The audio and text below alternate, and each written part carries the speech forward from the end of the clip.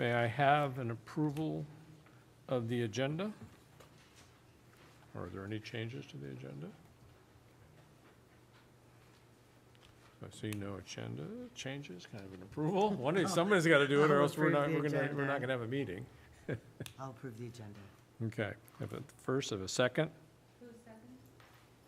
We haven't had a second yet. I'll second. But when does Tim recuse Oh. himself? I can't. Just No, for not that yet. one, some No, simple not item. Well, when we get to the, Right, for the warrants. Okay, To for the the warrants. consent agenda. okay, Okay. all right. So you can approve you can do a second. All in favor? Aye. Aye. Opposed? Nobody opposes. Okay, so we're not going to close session tonight. So in open session, we have the flag salute tonight, and I have, is it Mari Gast? Welcome. Welcome, welcome. How are you tonight? Good. Please stand for the pledge. Put your right hand over your heart. Ready to begin. I pledge allegiance to the flag of the United States of America and to the republic for which it stands, one nation, under God, indivisible, with liberty and justice for all. You may be seated.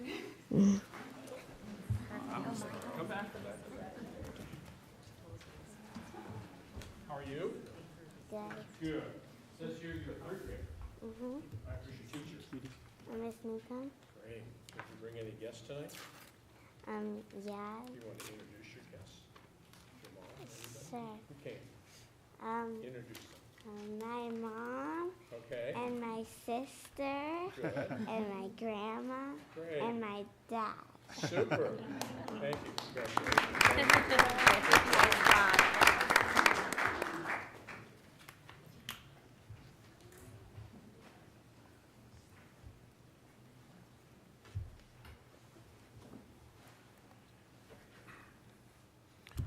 Okay, so we will go to 5A presentations, Rancho Cotati ninth grade academics.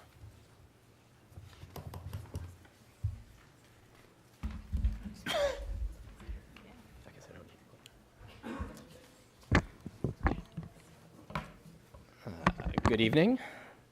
My name is Louis Gansler. I'm the principal of Rancho Cotati High School. I'm going to talk a little bit about our ninth grade academies that we will start next year. I want to begin with a quote from John Dewey. If we teach today's students as we taught yesterday's, we rob them of tomorrow.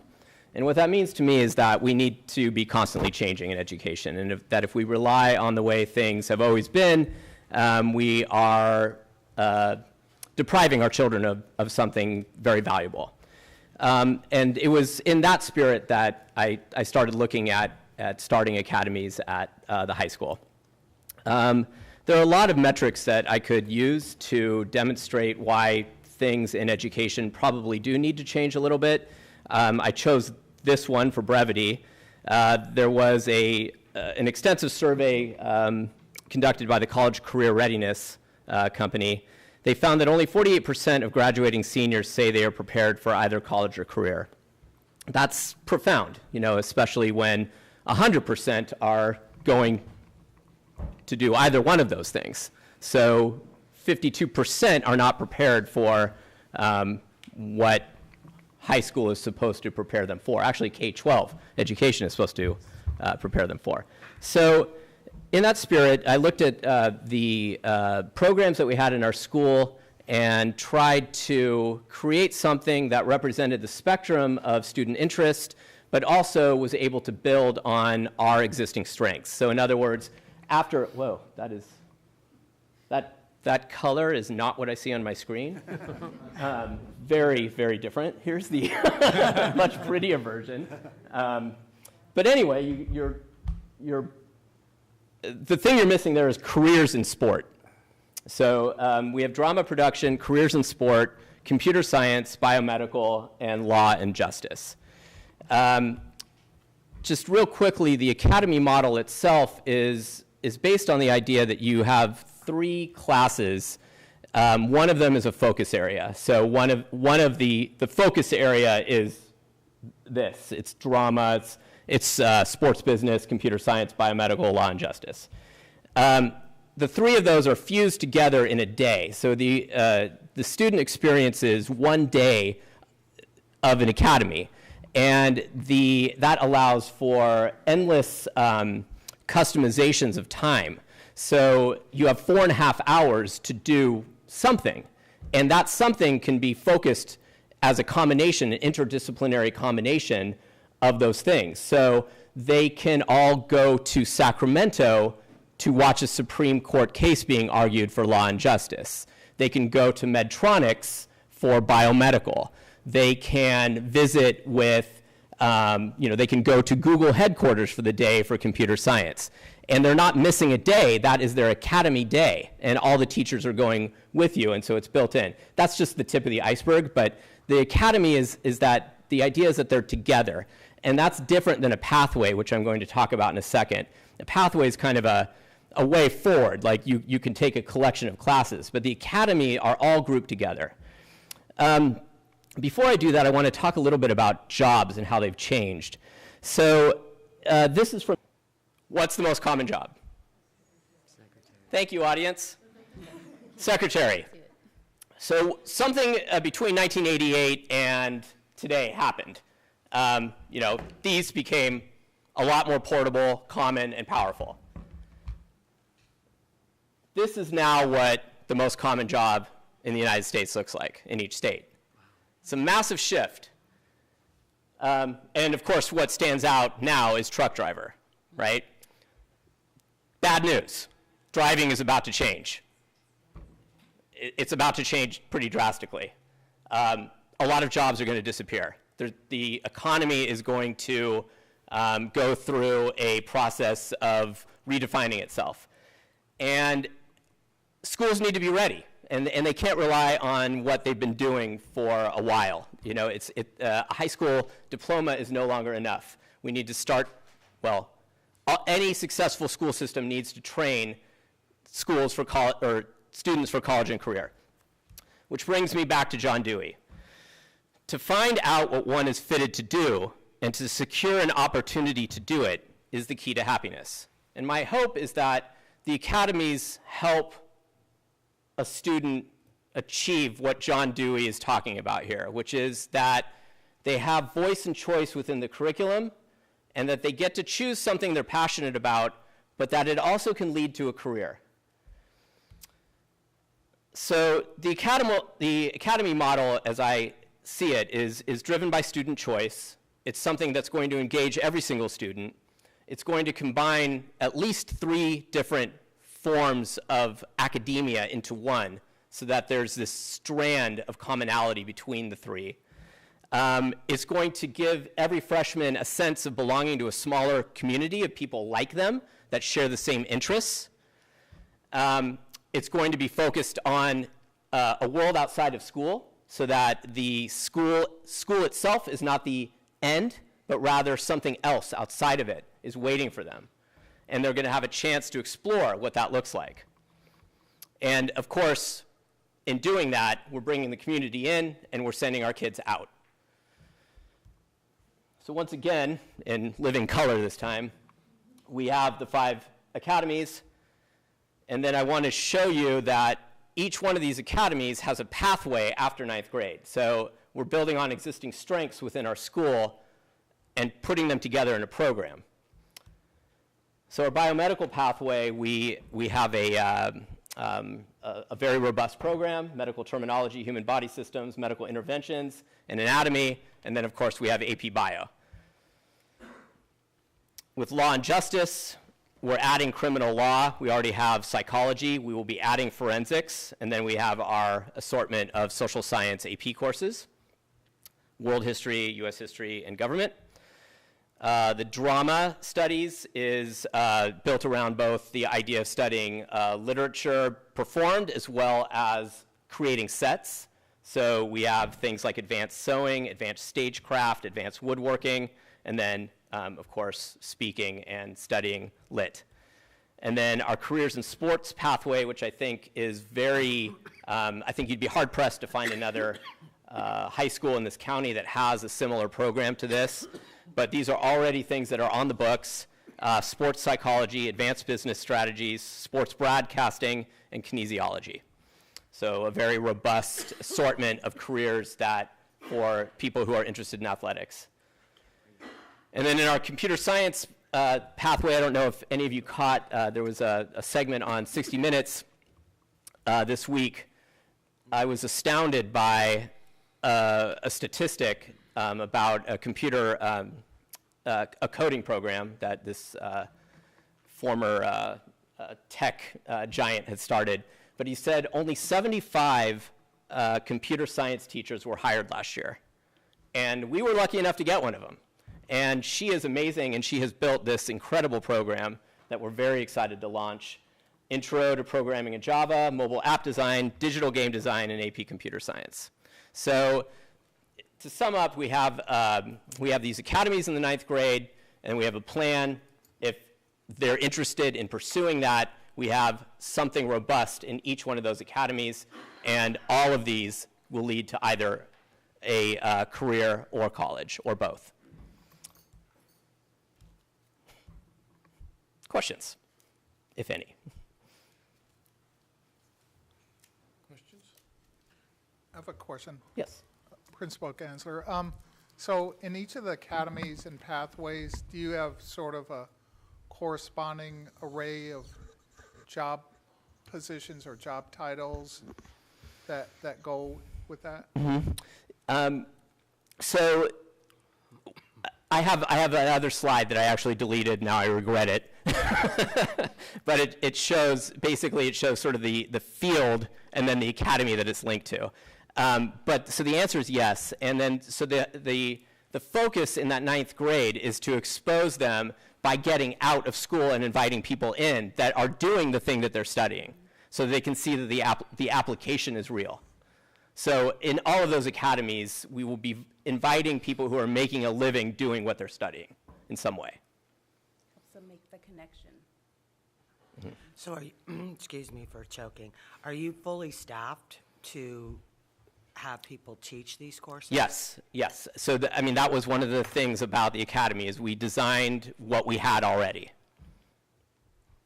So they all start this in 9th grade, and then what happens when they go into 10th? What's the next Right, so step? there's no academy after 9th grade. The hope is that by giving them a year that is intensely focused on what they're interested in, that from there going on, they can chart with their counselor a pathway that's directed to their study of interest. So will there be other classes, 10 through 12, that they could pursue further? Precisely, and that's what these are. So these are all 10th through 12th classes, Okay. all of these. I apologize, I missed that. No, it's okay. Probably when I was choking. Thank you. So you have enough counselors to handle all the students? We do. Yes. So you have a little tool that you're going to integrate in this, right? You want to talk a little bit about that? Oh, yeah. The big tool. The little hut that's The being little hut built. that you built. Yeah. Or the gut. So yeah, we have a little building that's coming online in a couple weeks. You might have heard of it. It's called the Tag. So the building will house a large number of the programs that I'm talking about. And what is really nice about bringing all of these things together in one space is that it naturally lends itself to collaboration. And so we have, at the front end of that building, we have the performing arts, dance, music, and theater. At the back end, we have the technical classes, computer science, media arts, digital arts, and broadcasting. And especially in theater and film, you're having that mix of technical and artistic people. They're now housed in the same building. And so as the drama production is building up capacity, they're going to be recruiting from that back end of the building. And so these programs will merge into performances. And we're really excited about just that interplay and what that building allows us to do. Thanks so much for your time. All right, Thank you. Appreciate it.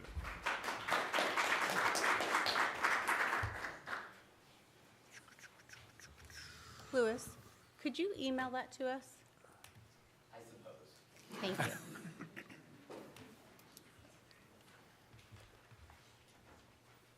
So, I don't have any public comments on, okay, none there. So we will go to 7A, our student board member reports. So Carolina's first this time. Good evening, everyone. As we approach spring break, everyone is looking forward to some rest after this packed month we've been having. Friday night was our talent show at the Lawrence Jones Middle School Presentation Hall. It was a wonderful event put on by our talent show committee in ASB with help from Erasmus Bish, who handled all the lights and musics, and our 2018 Mr. Titan, Jared Spoon, who was our host. The head of the committee, Zoe Bull, joked that she thought only 12 people would show up, but let's just say there was more than 12. There was 13. No, actually, there was over 100 students, staff, family, and community members that attended. We had many amazing talents, from singing to dancing to a dramatic reading of Green Eggs and Ham. How they got Mrs. Campos to be a part of that act will always be a mystery. As a tech high twist on the talent show, we had two people who were given a prompt of what to paint at the beginning of the show and revealed their masterpieces during intermission. All of this was by suggested donation, as well as the bake sale, so anybody could attend and have a good time. I'm sure this will be a tech high tradition for years to come. On Friday, we sent out acceptance letters to the Tech High class of 2023. Each family received a letter and an email from the school with a video from the ASB class welcoming them to the Titan family. At the beginning of this year, our ASB started an Instagram called Humans of Tech High, modeled after Humans of New York. About every week, the committee posts a picture of a student or staff member at Tech High with something you may have never known about them. These short interviews or biographies have been an amazing way for students and staff to be highlighted and grow closer as a community. Everybody should check it out on Instagram at Humans of Tech High. On March 29th, Robotics is hosting their annual spring all-nighter to raise money for their competitions. Students come back to school at 8 p.m. and don't leave till 8 a.m. Many lug their entire gaming setup to the tech classrooms for this highly anticipated event. It's a great bonding opportunity for the school, as people's true characters really come out at 3 a.m. when you decide to play Twister. This event could not happen without the help of our brave teachers and parents who volunteer to stay up all night to chaperone us. It's truly one of the things that makes Tech High Tech High. Prom is happening on April 13th at the Paul Motter Art Gallery in Healdsburg. The theme is Night at the Gallery. Juniors and seniors will have a great time dancing, drinking mocktails, and looking at art. There's a couple events coming up that Tech High is helping with. We are volunteering at the Sharing of the Green event on March 30th. So if you're there and some kids are trying to sell you raffle tickets, that'll be us. We're also helping with the Cotati Museum Barbecue on April 7th, which is always a great time filled with great food. Our community service club, Interact, is hosting an Oscar movie night on April 12th. Students can attend, watch movies, eat food, hang out with their friends, all for a great cause. 3 of our students, Sophie Fenimore, Pinkeo Ponza, and Anna Banks, just participated in Student of the Year, which is a fundraising competition to raise money for the Leukemia and Lymphoma Society. In April, students will be doing state testing for English, math, and science. The Western Accreditation of Schools and Colleges, or WASC, will soon be visiting Tech High. There will be a welcoming reception on March 24th, the day before spring break ends. The committee will spend the next 3 days visiting our schools, speaking to parent, student, and staff stakeholders, and evaluating our self-study. Today, the interviewing consultants for the new superintendent stopped by our ASB class. They asked us to list the strengths and weaknesses of our school and district, as well as the characteristics we look for in a superintendent, and then prioritize the top 3 of each category. The students had many ideas to share and really felt like they were being listened to. So thank you to the superintendent search consultants for taking the time to consider our opinions. It means a lot to us to be involved in this important process. Our ASB teacher, Mrs. Campos, just had the opportunity to go to CATA for ASB Advisors, which is the California Association of Directors of Activities. She brought back so many new ideas that the class want to implement next year. While she went to the ASB Advisor Conference in April, a couple of our ASB students are going to CASEL, the California Association of Student Leaders Conference. One of our juniors, Pinkeo Ponza, applied to run for a position on the state board. If selected, she will enter the election at the CASEL conference in the beginning of April. If elected, she will plan and lead workshops for students around the state, serve on committees to work on projects throughout the year, attend CASEL board meetings, CATA summer camps, area conferences, and leadership development days, as well as host the 2020 state conference. This is the first tech student to apply to a CASEL state position, so we all wish her the best of luck in her campaign. As we just finished ASB elections for next year and our counselor is starting to figure out class placement, we opened applications to be a general member in the ASB class. We are very excited for everything this new class will bring at our new campus. Our new campus committee in ASB is planning a campus unveiling event and outdoor dance for our 20th anniversary celebration. They're also looking into how we will be able to expand our spiritware items and fundraising abilities to include a student store. Everyone is so excited as the new opportunities are endless. The only students who are a little bummed are the seniors, who keep hearing about all the amazing things the new campus has to offer. This Saturday, we are hosting a pancake breakfast at Applebee's. Tickets are $10 for pancakes, eggs, sausage, and orange juice or coffee. Funds raised will go to planning the previously mentioned activities. Everyone is invited, and if anyone's interested, I can reserve tickets for you. I hope everyone has an amazing spring break. You all definitely deserve it with all of the hard work you put in to help our district. Thank you. Thank you. Thank you. So at Rancho Cotati High School, we are currently in the middle of our Versus Spirit Week, which takes place every year before spring break. Each day, students are given 2 options of what to dress up as, and whichever side is the most spirited wins for that day. Monday was Mathlete versus Athlete. Today was Marvel versus DC. Wednesday is Wild Wild West versus West Coast Best Coast. Thursday is Fiesta versus Siesta. And Friday is Avatar, where students dress in either blue, green, red, or white. Last week, ASB held their annual Commissioners Fair, where each commission set up a booth at lunch and publicized their role to fellow students who are interested in joining the ASB class for the 2019-2020 school year. Our ASB Executive Board elections for next year took place earlier today. There are 5 Executive Board positions: President, Vice President, Secretary, Treasurer, and School Board Representative. ASB tries to emulate the democratic voting process, which is why it takes place on a Tuesday. ASB set up 12 voting precincts in the gym, and 1,200 students casted their vote in under 45 minutes. This year, we have 8 candidates, and these 8 candidates were able to publicize themselves on our weekly broadcast, Rancho News Network. Our brand new executive board will be revealed tomorrow, and they will be conducting interviews for next year's ASB class shortly. On each voting ballot today, there was the question, is there an adult on campus who you feel comfortable discussing issues with? If so, who? We created this question to discover how many students felt like they had an ally on campus, because we believe that student-teacher connections are necessary for success in high school and in all of school, really. Our spring sports are still in preseason and are practicing hard every day. It was recently announced that our varsity basketball team has attained the North Coast Section Scholastic Championship Team Award for Winter 2018. This is the highest goal of educational athletics. Also, our Cougar Marching Band got to perform on Disneyland's Main Street on February 25th alongside our Cougar Choir. In other news, the Leadership 1 class got to take a tour of the TAG building last week, and they were all floored by the amazing work that is being done. Everyone is highly anticipating the opening of the TAG building to students, which should be taking place on March 25th. On Monday, a member of the Superintendent Search Committee also visited our ASB class to get our opinion regarding what we believe are positive qualities in our next superintendent. We were all overjoyed when we found out that students and staff's voices were being heavily taken into consideration for this decision. We all unanimously agreed that we would like someone who focuses on the needs of each school before the wants, who is hands-on in the district, and gives equal attention to all of our programs. We also would like someone that is kind-hearted and not condescending, and when conflict does arise, they work to solve it from the get-go before it evolves into a bigger problem. And yeah, thank you. Have a wonderful spring break. Okay, thank you.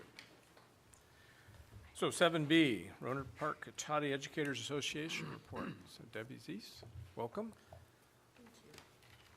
Thank you. Good evening, President Brown, members of the Board of Trustees, Superintendent Rohrick, Assistant Superintendent Sinyard, CBO Robert Maricol, and student board representatives. We are all excited and ready for our upcoming spring break. Our students are waterlogged and are looking forward to some sunnier weather where they can play outside, running, hiking, and bicycling.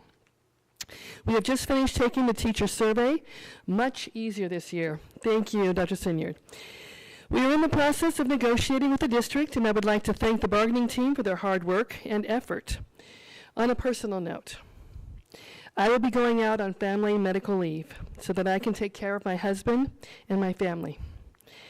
While on my leave, excuse me.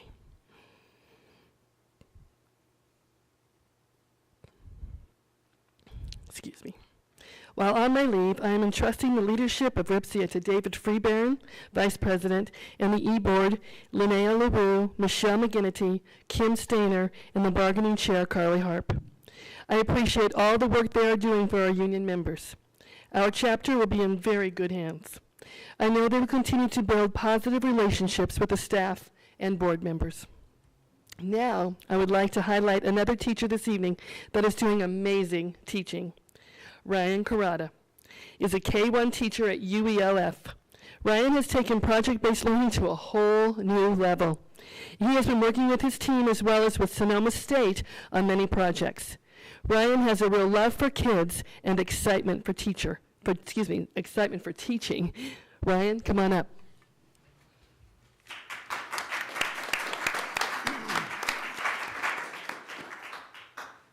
Good evening, everyone. Mind if I airplay on this? Perfect. Thank you so much. All right. So hello, everyone. I'm very excited to be here. My name is Ryan Cotati, and I teach a multi-age class of kindergartners and first graders at University Elementary. I'm an advocate of project-based learning, commonly known as PBL, and integrating it into my classroom teaching. I have prepared a brief slideshow and a short video about project-based learning that I would like to share with you all today. So, project-based learning is the act of learning through identifying a real-world problem or question and developing solutions. So like I said, I'm Ryan Cotati, advocate for project-based learning. Here we go. Project-based learning is the act of learning through identifying a challenging problem or question and developing solutions. Students then represent and share their newfound knowledge through a variety of media to a public audience. It marries the academic content and student interest to create rich and meaningful learning and true high student engagement. I would like to share a recent project I completed last year with our second grade teachers and K2 through Best Classroom called Little Community Managers.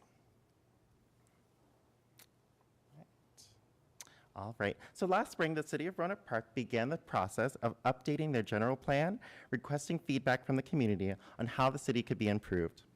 Being a strong advocate of children's rights, I thought to myself, why not ask the children to offer their own points of view on how to improve the city? After all, they are our youngest residents. We invited Darren Jenkins, the city manager of Rohnert Park, to come to our school to discuss the different components that make up a city, such as homes, transportation, and parks and recreation. He wrote a letter to our students challenging them to plan and build a new model city with their own ideas. Now, our kindergartners and our first graders and second graders were really nervous about this task, but as they understood the challenge a little bit more, they understood the responsibility that they had to have their voices heard. So I'm going to talk about this project with you. So at the beginning of this project, they chose which part of the city they want to improve. So homes, transportation, wildlife, natural spaces, and the arts. And they got into groups. Project-based learning is all about collaboration. And so they got into groups, and they did some like think tank brainstorming. So you see these two groups here. The one group on the left, they were brainstorming ideas of how to improve play, parks and recreation, just getting their ideas out there, collaborating, listening to others.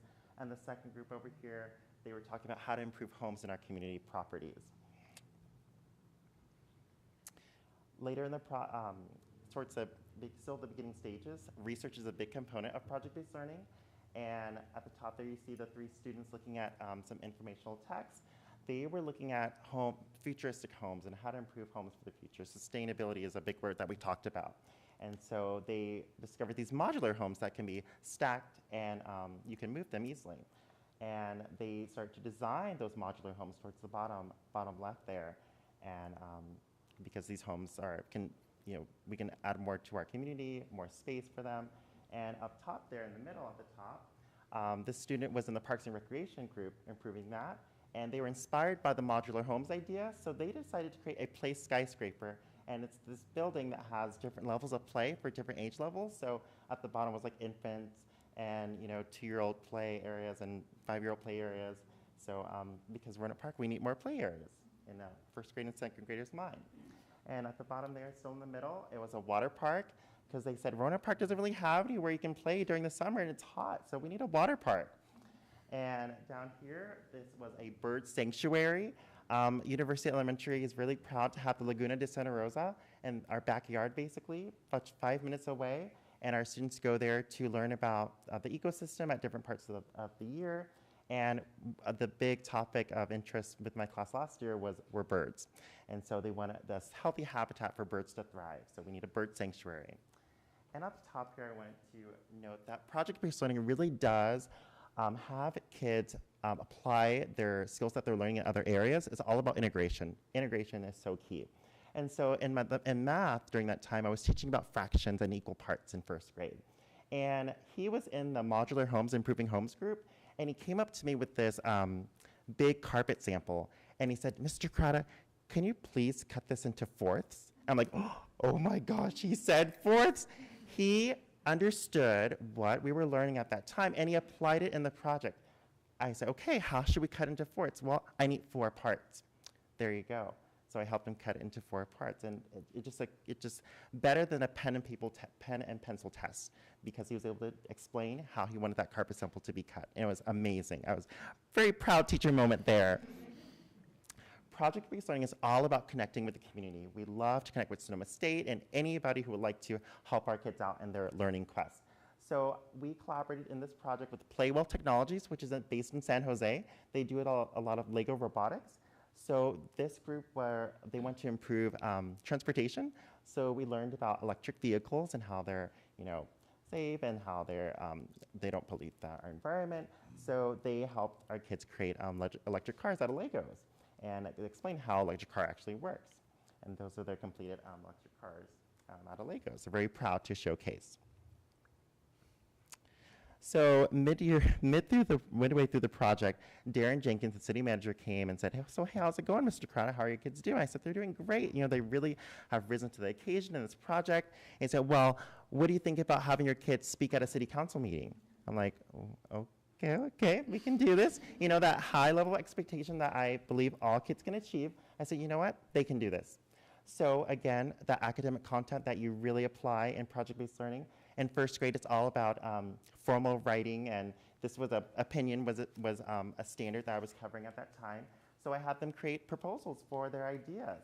So this group here, the Play Skyscraper group, they said, I believe we need a play skyscraper in our community.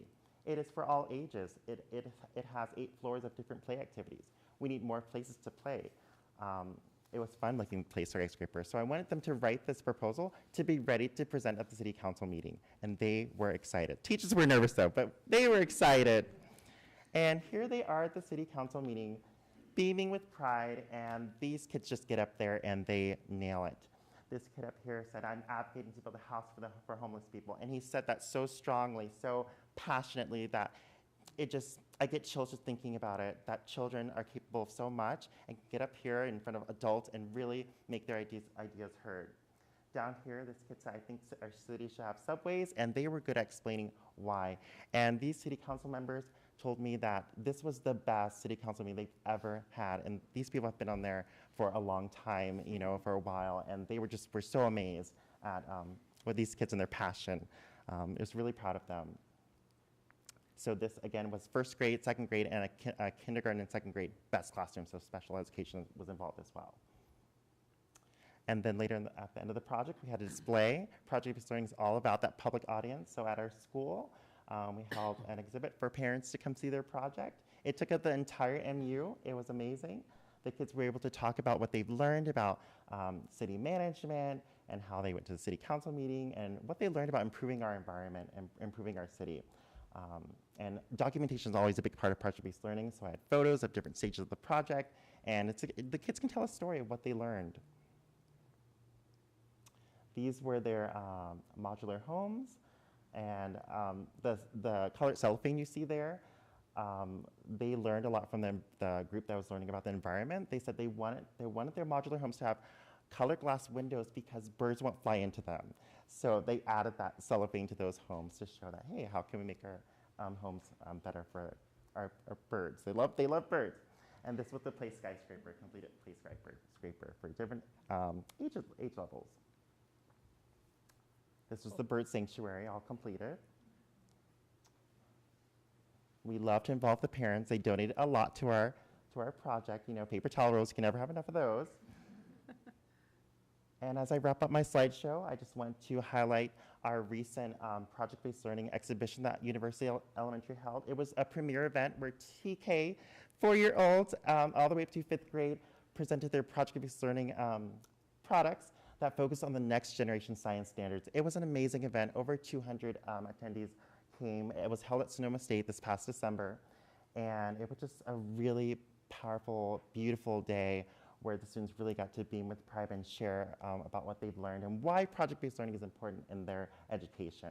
And Sonoma State University, we're partnered with them, so we had their physics and engineering club come and demonstrate their cool experiments that they came and helped us on our project. So I'd like to show you a video that the Community Voice did last year to show you all about that fun, good stuff. Hopefully the sound will work.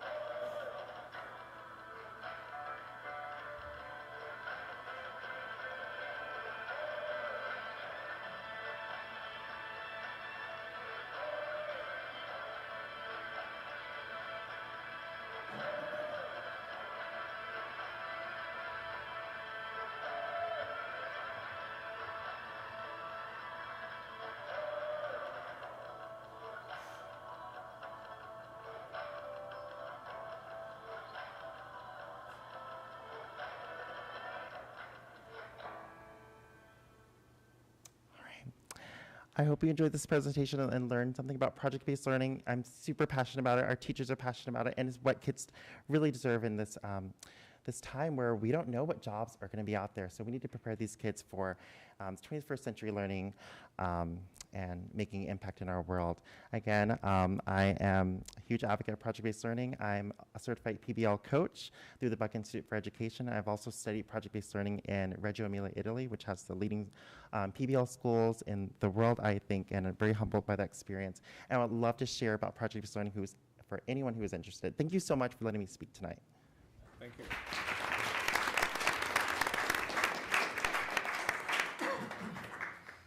Great job, thank you.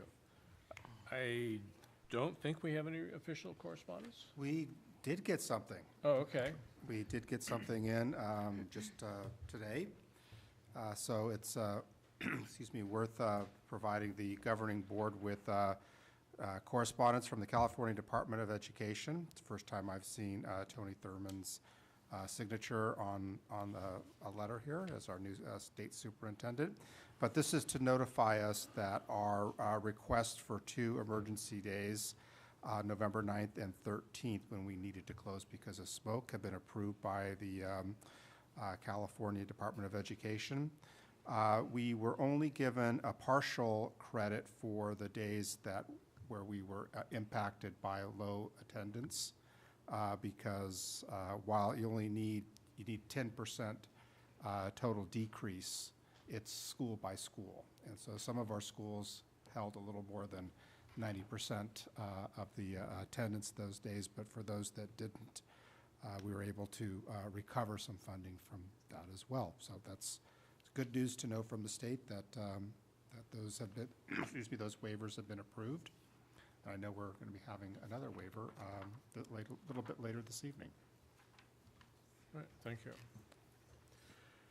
We'll go to the consent agenda, item 8, A through J. May I have a motion to approve the consent agenda? I'll make a motion that we approve the consent agenda. Okay, can I have a second? Can I ask a question? Yes. I have a question on the commercial warrants. When was Glenn Jones' last day? So technically, in order to discuss anything on the consent agenda, you need to request that it be pulled. Okay, so I request that we pull 8D. Okay. All right. Give them kind of a second for the agenda. Consent agenda, we're pulling 8D. I'll second. Okay. I recuse myself from item 1698276. Okay. All in favor? Aye. Aye. Aye. Opposed? Okay, no one opposed. So we just approved A8, A through C, and E through J, And now we will discuss 8D, the commercial warrants, where Chris, I had a question on one of the warrants. Yes, so through March, I'm sorry? through this month. He's paid, so we'll see another one, or, So this is through March. That warrant was for March. So so he was paid in February in Correct, advance of March? for March. And what work has he done for March? Because I haven't seen him here. Well, he has been assisting in some work with Math Marshall, finishing up some campaign materials and archiving all of the work that he's provided for the district over the last 7 years. And then he will be finished. Is it our standard policy that we pay independent contractors a month in advance of their work? No. So we won't be doing that anymore? I'm not sure why it was set up that way, but it was, so that is an unusual practice. Okay. Okay, any other questions on that? So I need a motion for 8D to approve the warrants, commercial warrants. To pay everybody? I'll make a motion that we approve the warrant. Okay, have a second? I'll second that. All in favor? Aye. Aye. Opposed? Opposed? So passes 3-2. And actually, that's the item that Tim needed to recuse himself on. Pardon me? That was the item that Tim needed to recuse himself on. Right? Warrant, Vice Chair? He I thought he did. He did. He, from one specific item of He the did. register. On the one item, he recused Just on the himself. one item. Yeah. Right. So, So but we for were that vote- one item, you have a 2-2 vote. On that one item. On that one item, you have a 2-2 vote, which Oh, doesn't approve it. Okay. So do I pull that item as a separate item and then we vote on that?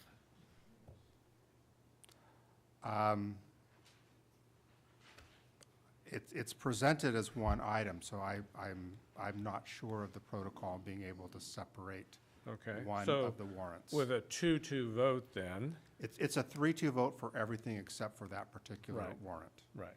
So we have a 2-2 vote for that. And so then that warrant cannot be approved? Not on a 2-2 vote, no. Okay. So or will you bring that back? We could. Or you don't pay that warrant? It's already been paid. It's already been paid, right? Okay. That's what I Yes. mean. It's, the way I feel about it's done. This is his last thing, and he's doing work for this month, so it's an agreement he's had for this long, and now it's terminated, so. Well, we're talking about Tim's We're agreement. talking about Tim's Correct. Tim's recusal. agreement. Right, but I'm saying, the previous vote that we had where it was 2-2, I was just discussing that. Oh. Like, why, So you could have a trustee Maybe we can decide to just change their vote discuss it on the maybe or entire something? warrants. Yeah, if we bring it back. Yeah, could we do that, Lev? Okay. So let's re-vote on D, on the ratification of the commercial warrants. For just item D. So all in favor? Aye. Aye. So if I say no, then I'm, Well, why don't we discuss it? Based on- Why okay. don't we discuss it? That's what all I want to do Okay, is let's discuss it, okay. But Well, you if have I to vote- pull the if- one item out to discuss it. Oh, what's that? You have to pull the one item out of it to discuss it. Okay, someone help me out with that. I just want to get it going. Okay, so I don't know the let's pull exact out, language. let's to pull do out it, but- Tim Nom's reimbursement, the 1698276 that he's reclused himself on, Okay? and we can vote on that one item. There. You've just done so? Okay. So all in favor of the warrant 1698276 that Tim recluses himself that he cannot vote on? All in favor? Aye. Aye. Opposed? Opposed. Okay, there, Thank you. thank you. And then on the other warrants, it was. On the other warrants, you have a 3-2 vote. Right, because Tim voted that way. Right. Okay. All right. Thank you.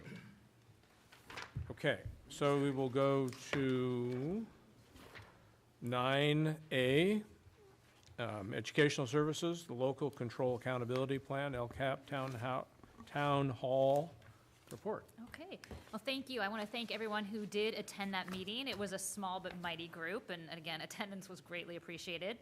The participants discussed the areas of strength and areas of growth for our district. We also discussed kind of targeted areas of need that we would like to see addressed moving forward. Participants talked a lot about parent involvement as well, and I really appreciate one parent who gave me some feedback and said, you keep looking at this question, the questions that you ask look like you're having a deficit lens. Like you're always saying, we need more parent involvement, but how are you recognizing and acknowledging those parents who are contributing, working parents, doing everything they can to support their child, and I really appreciated that. It was kind of an aha moment for me, so thank you for that. I thought there were some really rich conversations that I heard. Folks were busy. They did a lot of table work.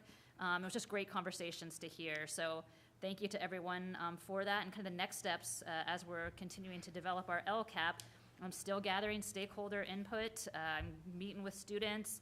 Still, the parent survey went out. The teacher survey, thank you, Debbie, for saying it was easier this year. Great, that's good news. And still continuing to meet with focus groups. And so now I will get cracking and start writing the LCAP. So really excited to do that in the next few months here. Thank you. Any questions? Okay, thank you. So we go to 9B, Resolution 1819-14, Commitment to Climate Action. Okay, I'm going to bring this forth as well. We met back in February. Students from Credo and Rancho Cotati High School came, and we had two fabulous teachers, Scott McKeon and Lisa Bauman, one from Technology High School and one from Rancho, to really kind of help engage our students in conversation. And after some amendments and working together, this is the product that was created, and asking the board to approve this. Okay, any questions? Well, I have a comment. Okay. When I read through it, one thing I noticed is, I don't know how to say this without feeling a little embarrassed, but like, so it says, that they celebrates and commends the district sustainability, and one of the things is recycling. Mm-hmm. And I've been to my couple kids events, and I'm sure the students and people recycle, but I don't think our trash service is out of compliance maybe on the recycling, right? So I think, this is awesome, and it kind of brought to light like how important that stuff is. Even the students are saying we need all these things, but yet our district doesn't have that currently. So. Our recycler is Recology. No. No. It's a different company, but basically it's like, we should, especially where we live, everyone's really big on, can't have straws, can't have plastic bags, and we don't have recycling bins or composting bins. Right. Trustee Sabito and I had a conversation about this last week, and we are out of compliance in a few areas that we are working on to bring the district into compliance. I wasn't trying to put you on. Nope, I understand. Like, let everyone know that we should change that. It's a good. Hope everyone's on board with that. Are we using industrial carding? Pardon me? Yes. Who are we? It's industrial carding. So I think this is awesome. Is there any financial impact to the district with this? There could be potentially, but what the group really discussed was these are recommendations, and so what can we do? That was, yes, there will be fiscal. If you read kind of through all the things that they're recommending, absolutely there would be some financial cost to that. But again, they're saying these are recommendations, and I think the biggest goal is to get kids talking, and so I think that was it. And as Mr. Carrata said, we've got a real world problem, and so how do we start really engaging kids and this in our getting community. ourselves talking too about these things. Right. Yeah, absolutely. Well, I know, like my daughter, if I don't stop at the stop sign long enough, or if I look at my phone, I'm always getting called out. She's gonna rat you out. Teaching Absolutely. kids, and then you And go tell to Mom. throw something away. That's the wrong trash can, Dad. And you're like, all right. Good job for his daughter, the district. Yeah. Okay, may I have a motion to adopt Resolution 181914 for the commitment to climate change? So moved. Have a second? I'll second. Any questions, any further questions? If not, roll call, please. Trustee Brown? Yes? Trustee Chimino? Yes. Trustee Gillies? Yes. Trustee Nolan? Yes. Trustee Lopez? Yes. Okay, move to 10A, ratification of personnel action report 1819, 8A, certificated. Any questions on that? Which one? The first one, the ratification of personnel action report 1819-8A, certificated, page 13. You said 8A, do you mean? It's agenda 10A? item 10A, but 8A is in the Okay. 10A, action report number. and then at the end, the resolution is 1819-8A on page 13. So on my page 15 for item 6, this is a voluntary position for this golf position? Unpaid, correct? Item 6 on page 15? Certificated. Yep, it is unpaid. Yes, please. Yes.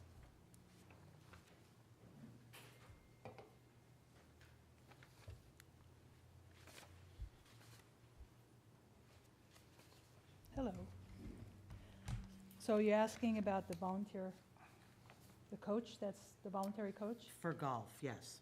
So when, all our voluntary positions are unpaid. Okay. And then I have another question on the next item, so Well, Should I when we stay? get there. and then the item 5, the spring coaches are paid a stipend, correct? Correct. Right, so they're paid a stipend whether they have 2 people on the team or 50 people on the team, correct? Typically, the stipend is paid because they have a full team that Okay, they're working with. but I mean, there's going to be, Are you talking there'll be about two smaller, coaches? smaller teams that I would imagine. Well, I don't know, how many people are on a golf team at the ranch and how many people are on a golf team at Tech High? I don't have that information. Okay, okay. And then you, okay, great, thank you. All right, so can we have a motion then to ratify personnel action report 1819-8A certificated? I move that we approve ratification of personnel action report 1819-8A certificated. Have a second? I'll second. Okay. All in favor? Aye. Opposed? Motion carries. 10B, ratification of personnel action report 1819-8B, classified. Page 16. So, Carissa, you had a question? I did. Item 5, varsity tennis coach at Tech High School, and that is obviously a paid position. Yes, again, if it's not a volunteer position, it's a paid position. Okay, so what I don't have here, is there any way to find out what is the pay scale for this position? Because there's nothing attached. I'm sorry, I It used to didn't, be posted on the website. Salaries and steps and columns used to be posted years ago on the district website, but it's no longer there. the academic, there is a posting for that salary schedule. Where would I find it? Because I couldn't find it on the website. It would be under salary. I can send you the link and I'll point it out. Okay, thank you. Sure. And so then my assumption, probably for budgeting purposes, when we set the budget in June for next year or July, I assume that we have all the various sports and the various coaches and positions budgeted when we start the year, correct? Okay. Okay. All right, 10B, ratification of personnel action report 1819-8B, classified. May I have a motion to approve?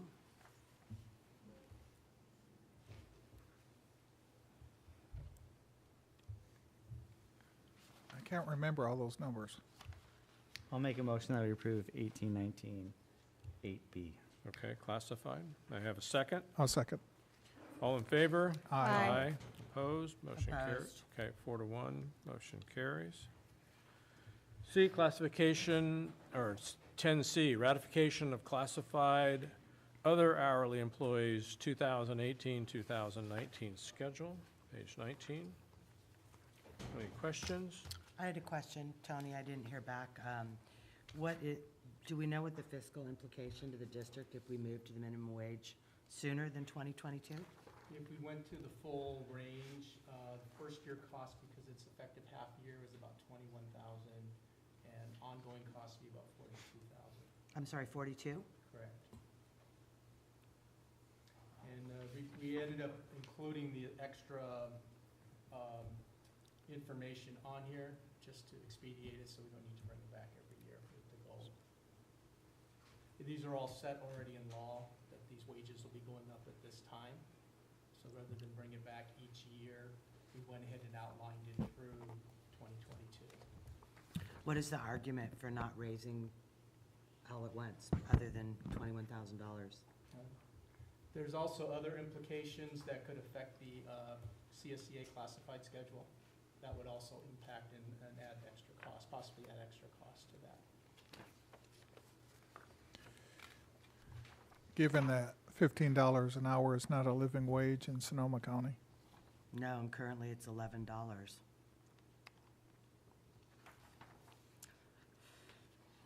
I would be of the mind to do it now, but that's just my opinion.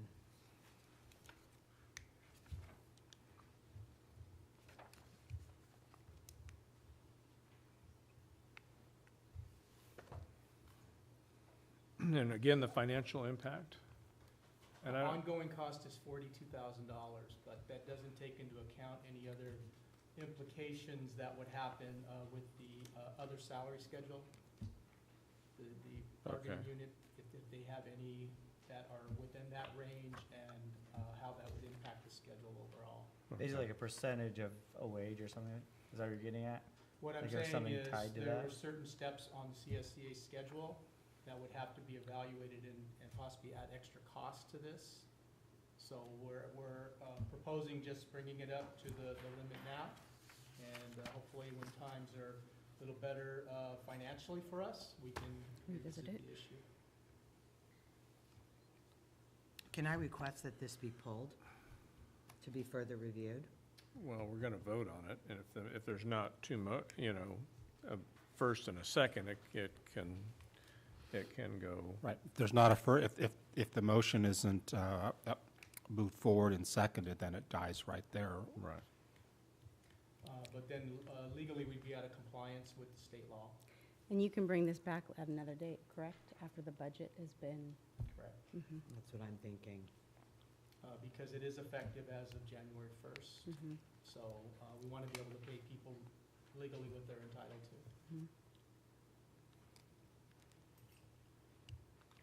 Are they currently getting $12 an hour? They would be, anybody who's earned wages since then, since that time, yes. So they've only been getting retroactive. 11, and now we're going to retro? Yes. So we're We out need to get caught up. This is about a month late in getting it approved. 3 months late. I think we need to get current and get legal, and then if we want to bring it back for evaluation, to bring it to 15 and the cost of that, we can determine that. at a- Evaluate all at aspects of it. another meeting. Sure. Okay. I So- move we ratify the classified other hourly employees 2018-19 salary schedule. I'll second. All in favor? Aye. Opposed? Motion carries 5-0. And then we'll bring that back. 11A, Business and Operation Services, Public Hearing and Resolution 1819-13 to convey a public utility easement to PG&E. And I asked for the possibility of a PG&E representative to come talk to us on this? Yes, and we did make that request, and PG&E let us know that they did not have anybody available this evening to do so.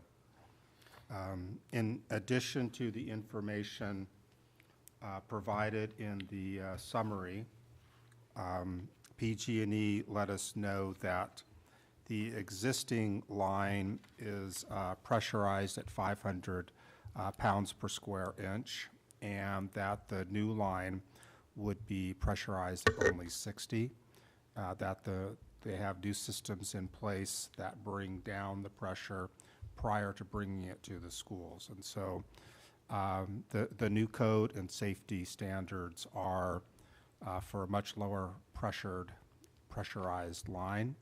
So it's a substantial difference between 500 pounds per square inch and 60. So they're letting us know that it's a much safer line that they're proposing to replace the existing line with.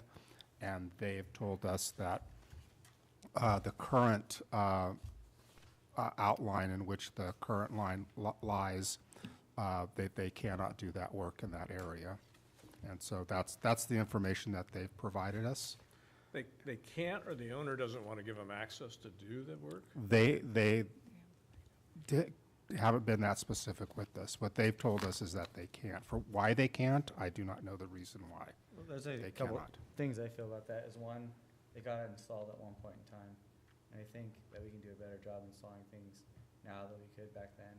And two, the work's being done, scheduled in between classes or in between our school schedule. Mhm. But what if something happens and it needs to be worked on?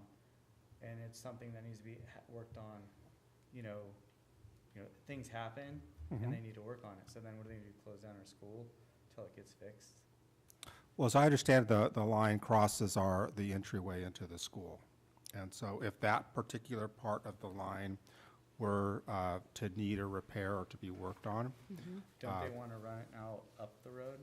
Isn't the line going to be moved, like, up the road to our school? Parallel to the road Yeah, so alongside. then if they need to, and that's that whole section where they need to work Mhm. on it, they'd have to disrupt the whole, how would the kids get to school, especially at that school, if it was all ripped up? I don't know if we can bring the map back up on the screen. Can we bring up page 29? It's on the website, okay. Or not, type thing. So my concern is we only have one in and out to that school. And the existing line is, I believe, that comes through the neighbor's property and then comes down into the school, somewhere thereabouts. Great, thank you. So the existing line, I don't know, Josh, are you knowledgeable of that? Can you come up and kind of point for me, so I don't have to get up and point, please? Please, on the screen.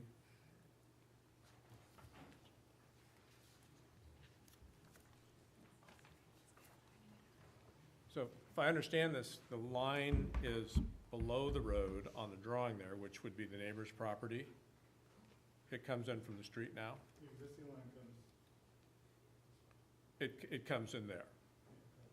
It comes through their property, then drops down to about where the multipurpose room is. And, Which is on a hillside, correct? Correct. Is the Right. line is the gas line on that map? no. The existing one? No. That's why I couldn't find it. And that's a horse pasture. And then they're gonna move that access line straight down the main road that comes in there. You know, and I like the idea of it being at lower pressure, but And where's the entrance to the school? that is the entrance. Okay. Wasn't sure what I was looking at there. Well, the road breaks off and you can either pull up to the front or to the parking lot there, right? So when the buses come in, they go up that main, There's a circle. right. My concern is only one access in and not an alternative thing if anything happens. Earthquake or whatever, so. So at the last meeting, we were told it was going to be running under part of the parking lot. Is that still the case? You know, At the entrance to the The parking very lot. front, on, This is the driveway right here, and so it's gonna be running under the driveway. The parking lot's over here. So this is the bus loop right here, the multi-purpose room is like right here. mhm, The office is right here, parking lot's over this. mhm. Josh, you had also mentioned to me the age of that line. Yeah, it's, PG told me that it was installed in 1979. That's what this is, 79, so it's 40 years old. They don't supply gas that way anymore through the high pressure regulator. Mhm. They do it through a distribution main so that it can be dropped down to a lower pressure. So, yeah, well, that's the only way that they provide service now. Josh, do you have any idea how long the installation would take? They just asked for a 3-week window in the summertime to do it. And what would be the impact if we delayed the project? Well, the high pressure regulator could, it's out of code. It's 40 years old. If there's a malfunction with that, we'd have to shut the gas down to the school. We wouldn't have gas for the school. Mhm. This is going in for safety reasons, Correct. So do they have a regulator standard. turn off at the front entrance in addition to the back too? Where's their cutoff in case of emergency where they valve it and turn it off? Are you talking about currently? No, in the proposed. In the proposed, I see the drawing there. Are they gonna have another valve out towards, is that Madrone that comes up? Yeah, this is Madrone. So Okay, they have a distribution main on Madrone, which is how they provide gas to the rest of the the rest of so the that neighborhood. distribution main supply is either, and they would turn either line off there at that, or are they putting in a new distribution turnoff? No, they already have a distribution main there. They would just be tapping off of it to supply gas to us. So if something happens to the new gas line, how do the kids get out of school? Do they go through these fields? There's a fire lane that goes out the back to Richardson Lane, right? There is another, although not ideal, Joe's got a much better picture up there here. is another, there is an exit way back up here. We're like where the baseball field is, right? Yes, Behind the goes to baseball field, it goes up. Richardson I Lane. can't remember what street that was. At one point, we talked about. It's Richardson Lane. What if we, like, I don't know if you can do this with PG&E, because even if we say no, they pretty much can almost do whatever they want. Then they'll just steal your easement. But what if we had them put where that fire line access road is? What if we said we can do this, but we need to have an actual road where emergency vehicles or actual vehicles can move in and out of, and turn that road to Richardson Road, make it to an actual road? Because it costs a whole lot of money. Yeah, we actually did look at that at one point, trying to turn that into, I mean, to an exit. you know, sometimes there's costs they can put in their project to make Right. it work if we're not gonna let them. I would say the other piece too is they have to connect one line to another. The gas. Yeah, lines. I don't know how services run to Richardson Lane Road. I drove up there a couple of years ago, and it's a really small Mhm. So it's single really lane not a road. viable emergency exit if you No. have to bring in emergency vehicles for the students. Our only viable exit is the entrance Mhm. where this goes through.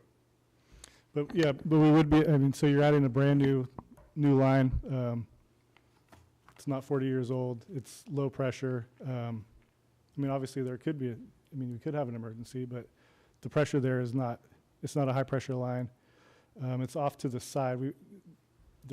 So even if they did have to, if something catastrophic happened and they did have to work on it, you wouldn't necessarily have to cut off the whole entrance. We could just have traffic control, and, because it's on this side, you could enter and exit through there, just have someone stand on the road, public safety.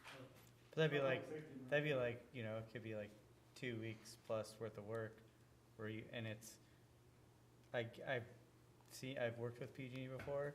They're not gonna be pulled over to the side. They're gonna take up all the space. Yeah, they'd have to work. And it could happen anywhere up the road. I'm just concerned, like, if we do this, there's no road. If something ever happens, there's no road to the school.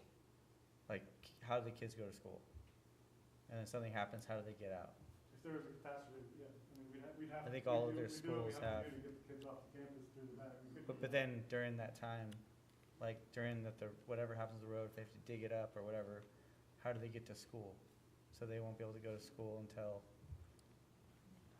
We actually have had that happen before, where we had to redo, or the county had to redo the road.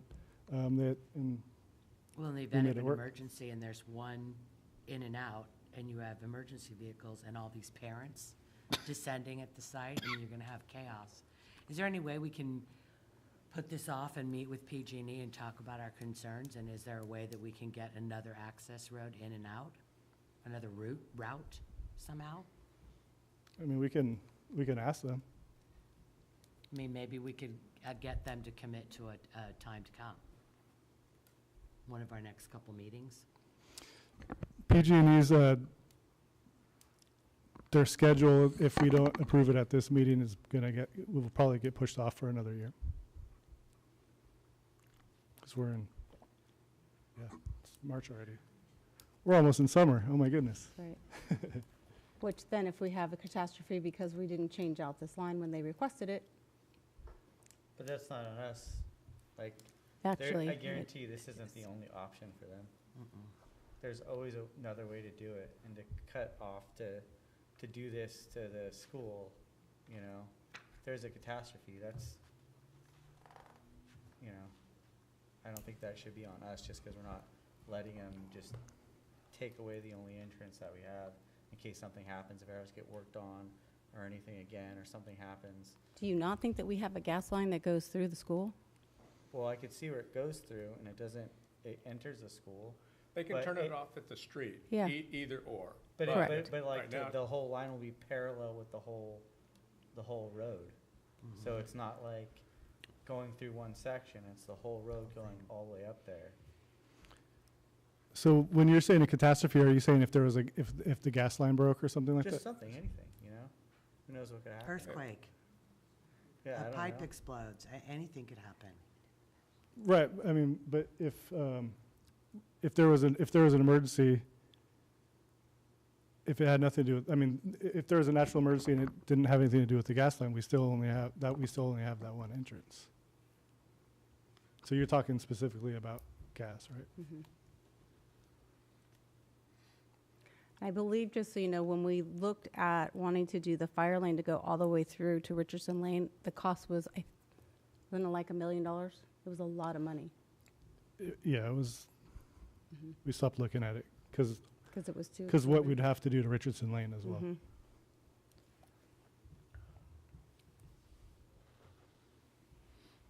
I'm going to say it, $1 million is nothing when you're talking about children's lives. No, absolutely not. Yeah.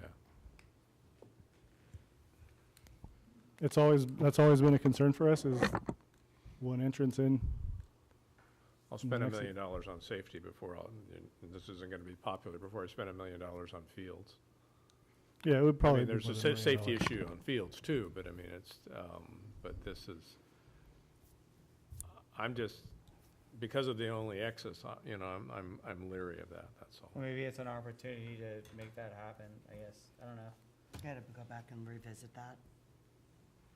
I totally get the whole, if there's an old valve, they want to redo it, but, you know, I feel like, I just the gut feeling that I don't think that's a good idea to have them run their line all the way up our thing. If ever needs to be maintained or worked on or anything, they're gonna go in there and they're gonna tear up the road, and then we won't have access to the school.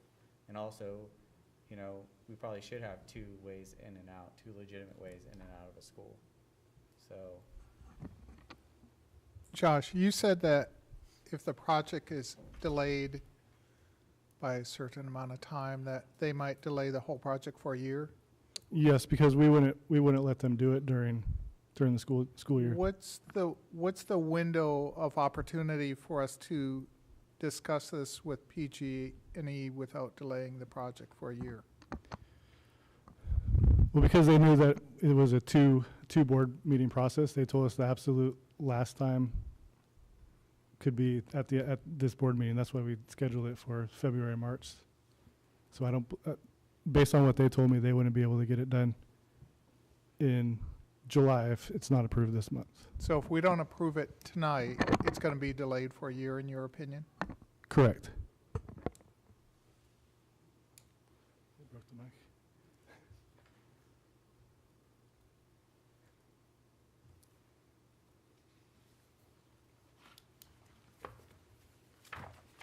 Any other questions? There's also a public hearing associated with this, so we need to give the public an opportunity to speak to this item. Okay. So we will open the public hearing. Anyone that wishes to address us may do so.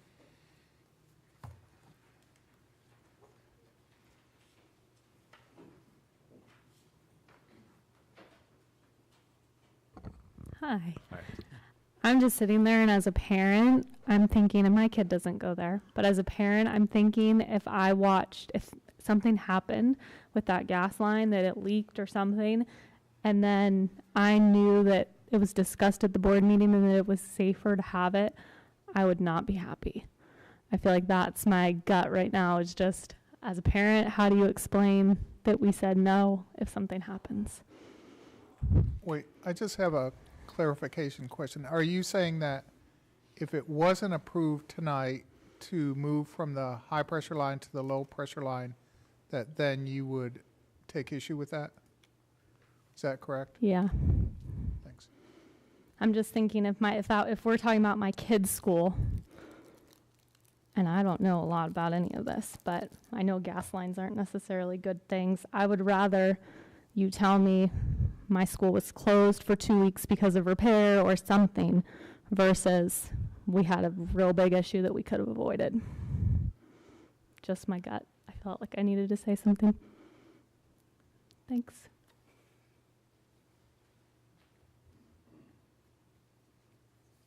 Any other comments? Not, I will close the public hearing.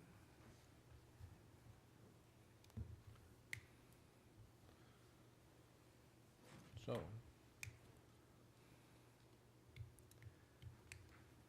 any other questions? If not, this is up for Resolution 1819 to convey that public utility easement to BG&E. I have a motion for that. I move we adopt Resolution 1819-13. I'll second. Any other questions? All in favor? Aye. All Aye. opposed? It's a resolution. Opposed? So, the voting was It's a resolution. 3-2 to pass it? Okay. It's a resolution. Pardon me? You need a roll call. Oh, yeah, roll call. I'm sorry. Trustee Brown? No? Trustee Chimino? Yes. Trustee Gillies? No. Trustee Nahn? Yes. Trustee Wilchermuth? Yes. Okay, thank you. 11B, request for allowance for attendance because of emergency conditions. Okay, good evening. So obviously, we're getting a little bit too good at processing these because of the circumstances, as we just had the approval from the other one. This particular one is related to the adverse weather conditions and the failure of the underground utility equipment that led to power outages at Rancho Cotati High School, and which includes El Camino, which was closed on February 27th, 2019, and Monte Vista was closed on February 28th, 2019 due to the similar but separate incident. So we have the waiver before you, and if approved by CDE, it will allow for us, the district, to receive funding for the ADA loss during the school closure. In addition, it will also serve to document the district's compliance with instructional time loss. Okay, any questions, other questions? If not, may I have a motion to approve the waiver? So moved. Have a second? I'll second. All in favor? Aye. Opposed? Thank you. Motion carries 5-0. 12A, fiscal update and planning. Yes. The 2018-19 budget under 12D will have some rather robust conversation in a little bit, so I'll reserve that until then. So skipping down to the facilities update. At Technology High School, framing and electrical rough-in work continues on all of the building, and we've started to see sheetrock being installed in the office. The playground installation at John Reed and Evergreen, the movement of the playground structures from the old Waldo site, have been delayed due to weather. Had a little bit too much rain recently. And then at Lawrence Jones Middle School, even though weather has not cooperated, between storms, Alton Construction has continued to frame the building. Currently, they're working on framing the lower and high roofs, and will soon begin electrical rough-in by the end of the month. And we are nearing the end of the Rancho Cotati High School Theater Academics Gymnasium building. The flooring that had been delayed has arrived. It's currently being installed. Furniture and weight room equipment is arriving and going into rooms. Punch list items continue.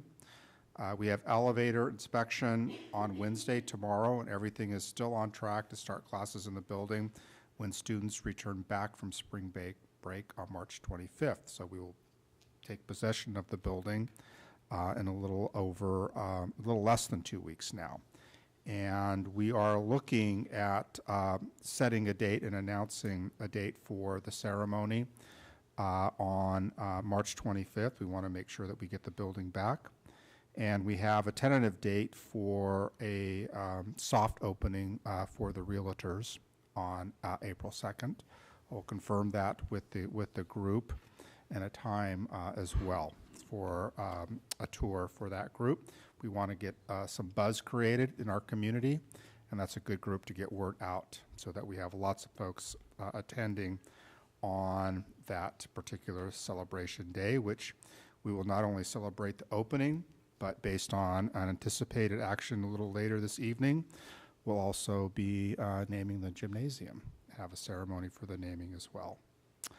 And in terms of our safety update, just as to confirm with the governing board that all of the schools have reviewed and revised their safety plans. This has occurred recently and was all taken care of by March 1st, which is the date in which these are supposed to be completed and approved by the school site councils. And then as the trustees have been able to review the enrollment report, we can see that we are less 20 students at the end of the February count compared to the end of January. The biggest losses were at Lawrence Jones, and 8 of those 13 students have been confirmed to have moved out of the area. So we are losing families to other regions of our state and most likely out of state. And we also were down 18 students at the ranch. Some of those students were moving into the continuation program at the ranch as well. So not all of them have left us. So we're down 20?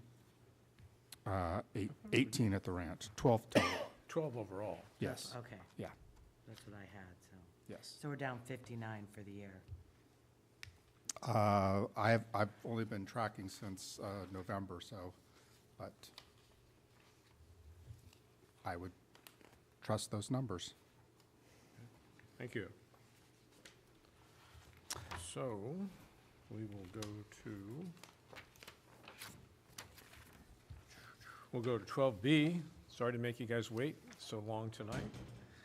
The resolution 1819-15, naming of the gymnasium at the Rancho Cotati High School. So any questions? If not, may I have a motion?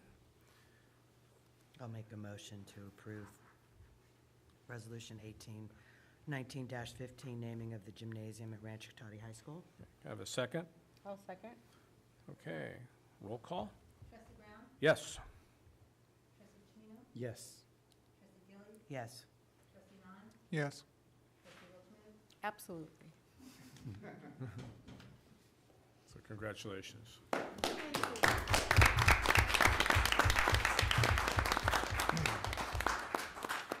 Well deserved. Now we're going to talk about something lots of fun. 12C, second interim report as of January 31st, 2019. Okay, the board's all received copies of the second interim SACS report that we're required to complete and submit to the Sonoma County Office of Education, which we'll do after the board approves it.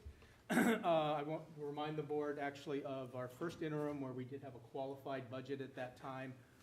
As we had noted, that was due to the decline in enrollment, reduction of one-time dollars, and substantial increase of special education. In our multi-year projections, at first interim, we had deficit spending of $1.9 million in the current budget year, 1.6 in 2019-20, and 2021 of 1.6. So let me talk a little bit about the process of second interim. This is a little bit different process than what we do at adopted budget. At adopted budget, we're basically starting from scratch. We're dealing with actual known staffing, and basically we're dealing with a lot more real numbers. With projections that we're doing, particularly at second interim, we start off by going through the entire budget, updating all our revenues and expenditures with the most current information known. And then our multi-year projections, we kind of go off of that. So for our 19-20, the second year in the multi-year projections, we're starting with the current year and then we're projecting out from that. We're using data like step and column percentages that we have. We're looking at any known, maybe some staffing changes that we think we might have in those particular years based on the enrollment. And we're going through the known benefit changes that we have, applying some factors to that, as well as our supply budgets, our contract services budget, all those categories. It kind of goes off of the current year, and we project off of that with the best known assumptions that we have. For the 2021 increases that we have for the 2019-20 budget, the second year of the multi-year projections, we are assuming the COLA that's in the governor's January budget for the 2 out years. We've adjusted our enrollment updates for those years, and rather than having the increase of 25 that we did at adoption and first interim, we're assuming flat enrollment for the 2 preceding years. We've made adjustments also in the governor's proposal for the STRS proposal that he has. We've also made adjustments in special education that we have, and we continue to have many huge increases, and special ed is really creating, special ed budget is creating a huge problem for us financially. So the board may remember that at first interim, we had increases of $830,000 from June up through December. And since then, we've had an additional $288,000. So we're about $1.1 million increase from the start of the year on that. So as part of that, the CBO is recommending that the board consider hiring an outside firm to conduct an evaluation of our full program to ensure that we're providing services in the most efficient and cost-effective manner possible. I know we've been looking at it internally. Rachel is doing, I think, a fine job with it and bringing a new, fresh set of eyes in it. We also have our special ed committee, but I feel it would be appropriate to have an outside firm come in who's an expert in this and take a look and see, are we doing everything that we can, if possible, to provide the service that we need in the most cost-effective manner. Robert, do you have a list of firms? There's a few out there, and what we would do if the board is approving of that, then we would come back with a list and solicit those, and for the services that we're providing with the cost that they provide. There's only a handful that actually do that out there. What's the approximate length it would take them to do this work? I think it would depend a lot on their schedule and when we can get them out. As I said, there's only a few organizations that do that. But are you talking about a month or 3 months, or? It would really be what their schedule would look like. I think because personally, if I had to guess, I would say that because this is an area of concern with most districts in the state, there's probably going to be a great demand for their services. Right. I would gather that once they get out, it'd probably be a month or two before they'd be able to do the study and then provide the report. And get it So back to the there'd board. be a cost, of course, but then you're anticipating the cost savings would be to our net.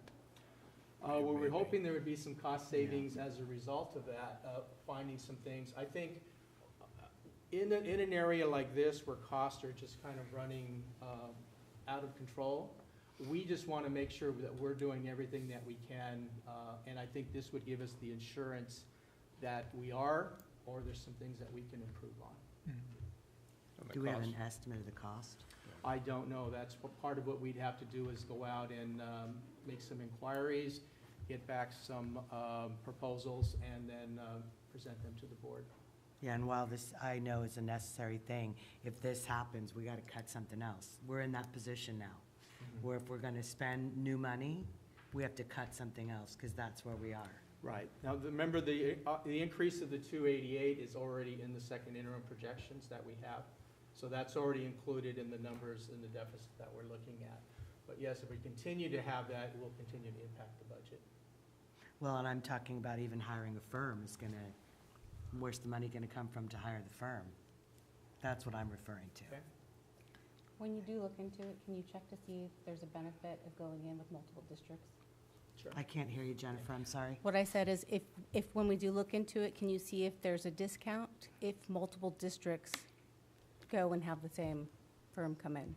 That may be a good strategy, because I know at the Superintendent's Council, which is the council that oversees the SELPA, which is our special education overseeing entity in the county, last month, every district there from Petaluma to Santa Everybody's Rosa to Sonoma experiencing it. Valley, Healdsburg, Windsor, that's what we were all talking about, was escalating special education costs, and specifically a increase in not only in the number of students that we're serving, but in the severity of the various diagnoses that kids have that are impacting their learning. So it's not just us. I think we could probably find a partner or two that might be interested. I think so too. Yeah, and I think this is a wise move, because you just said that costs keep going up during the year, and so if we can find a way to cut costs through this study, I mean, it'd be worth it.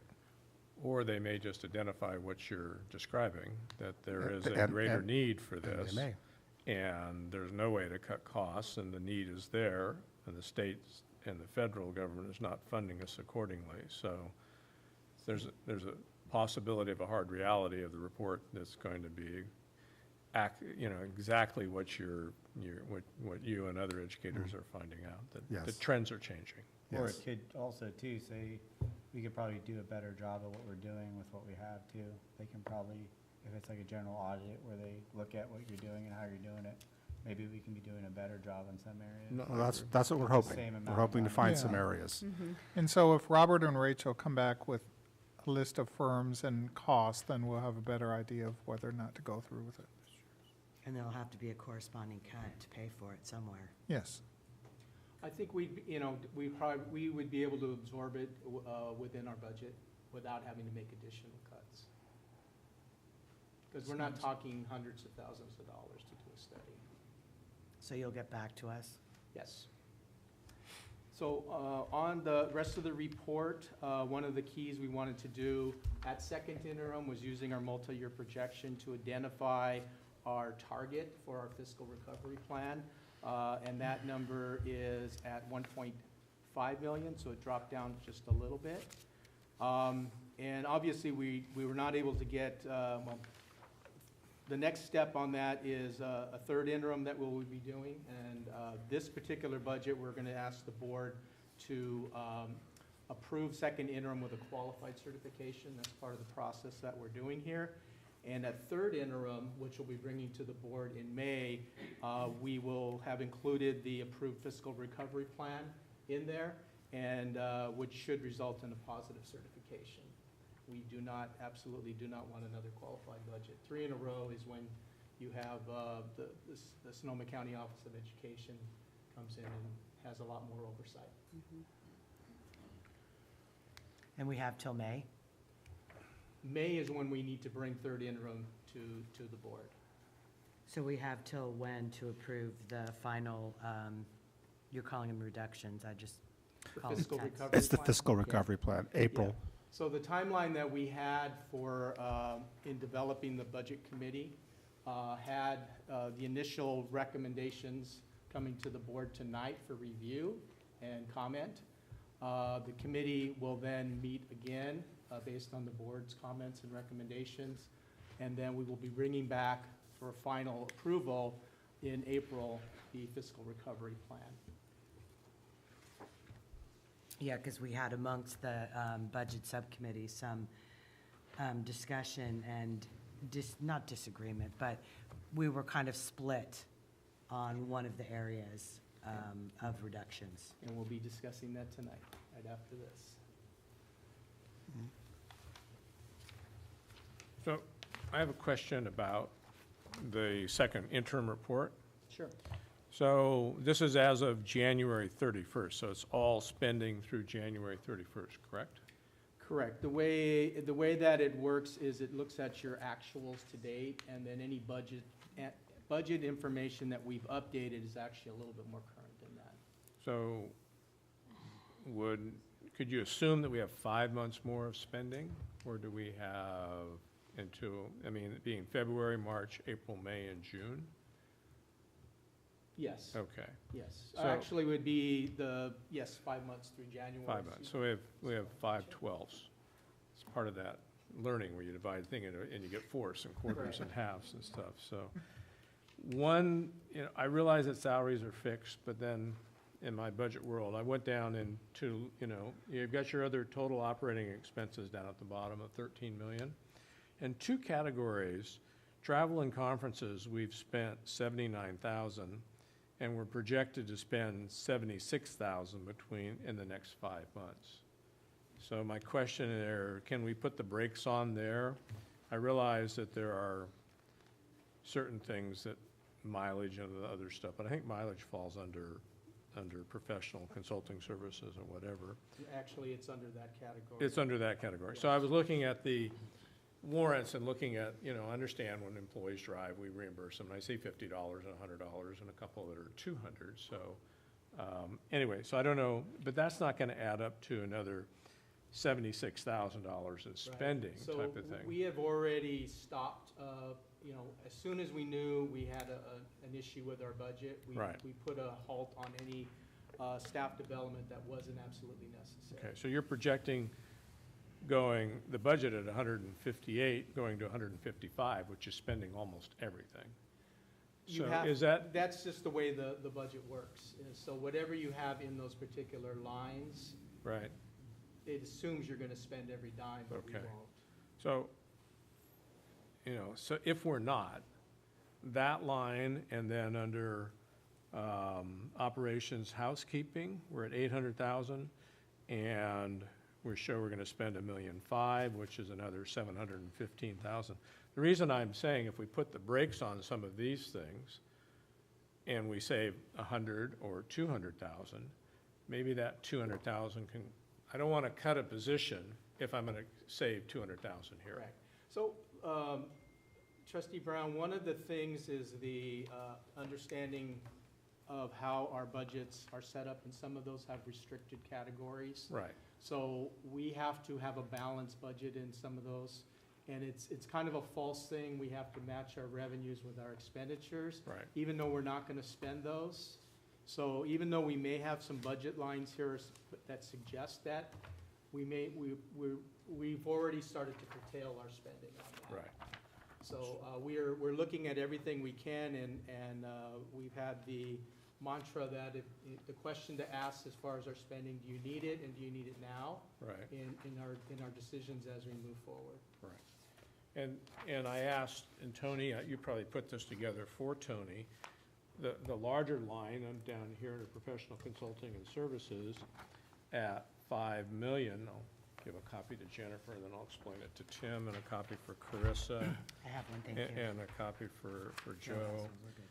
So this shows our major contracts. So the 5.4 million the biggest thing is obviously transportation, is the busing services, which correct. is 2 million, maybe 2 million too, because you, there. Correct. We have $3 other million, because we've talked about contracts.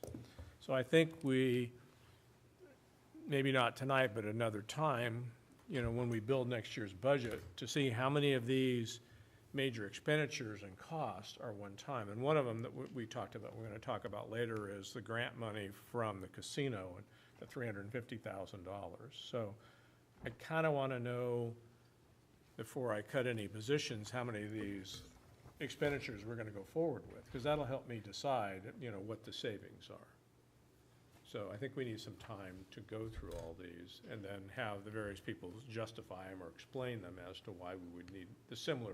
Some of these are falling off next year that I'm aware of, and others, you know, may or may not.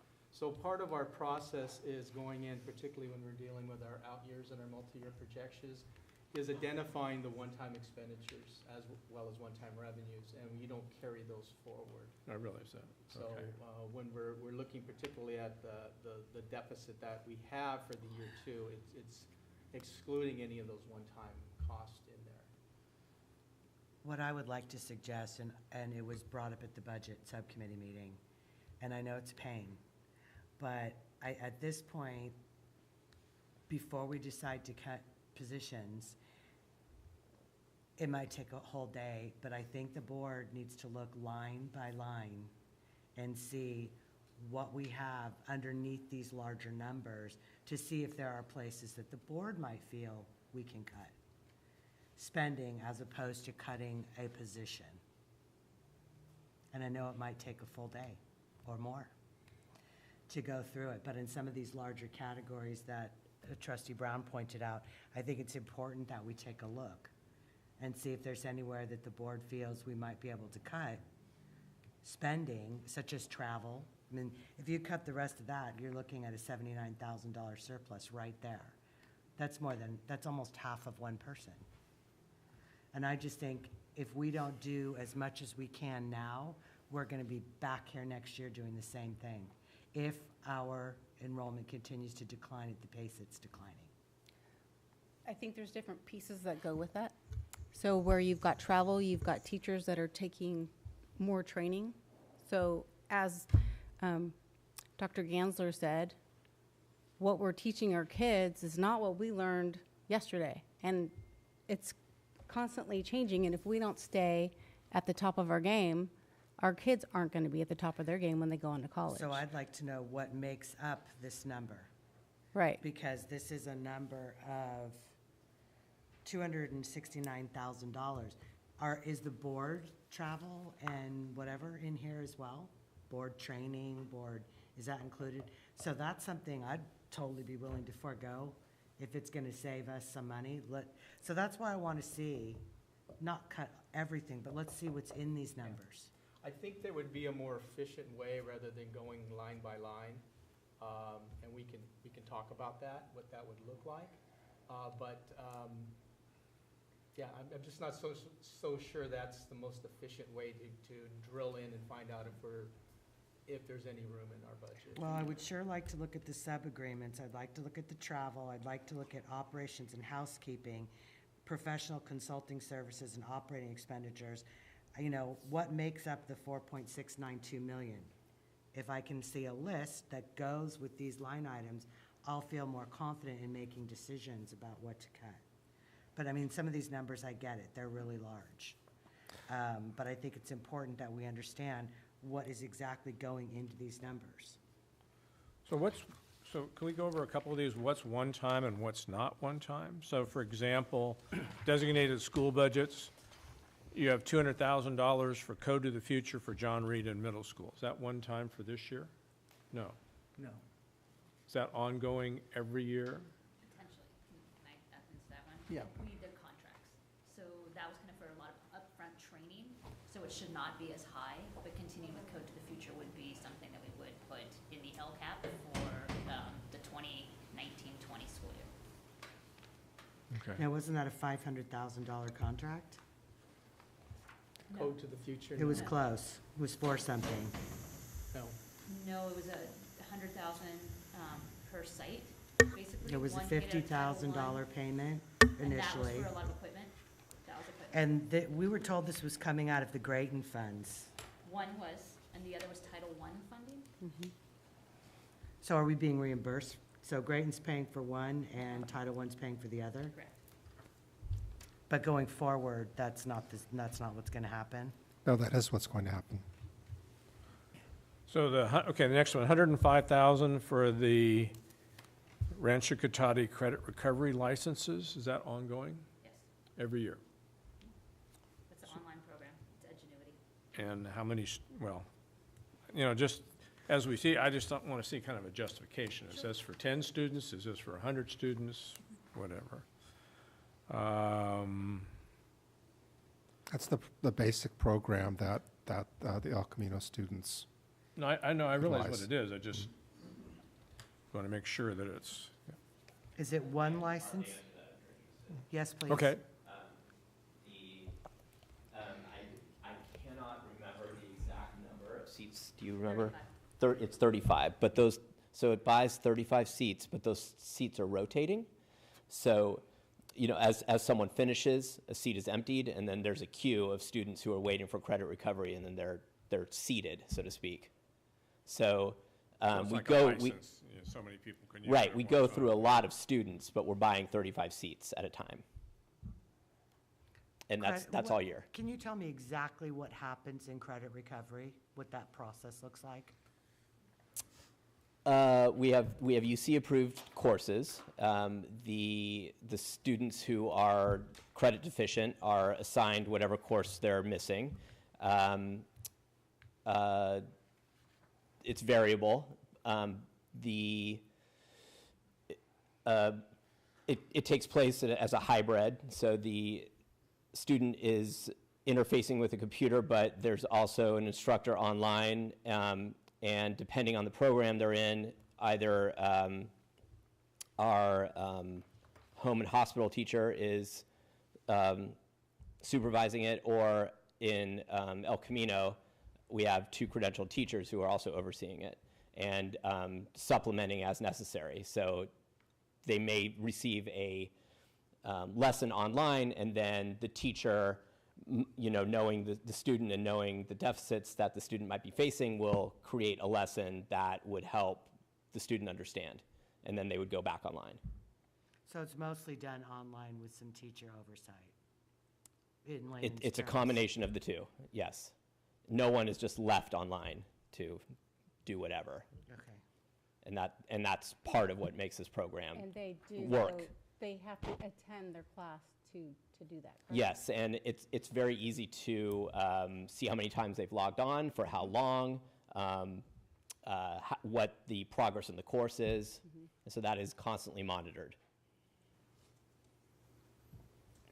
Thank you. Thank you.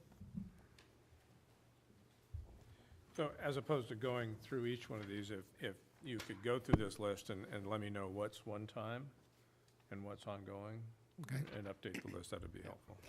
And just circling back to travel and conferences, as the only money, the only funding that is ongoingly approved and has been for some time now is mileage reimbursement. We're not going to conferences. Right. We have a statutory requirement to reimburse employees when they use their vehicle for work purposes, and most of those are non-administrators. We have lots of teachers and other employees who are itinerants that move between schools throughout the day, and we need to reimburse them. We have a legal obligation to do that. So there's no more conferences that are being attended this Are year. we still paying quick schools? Unfortunately, we're about done, I think through March. Is that correct? Mm-hmm.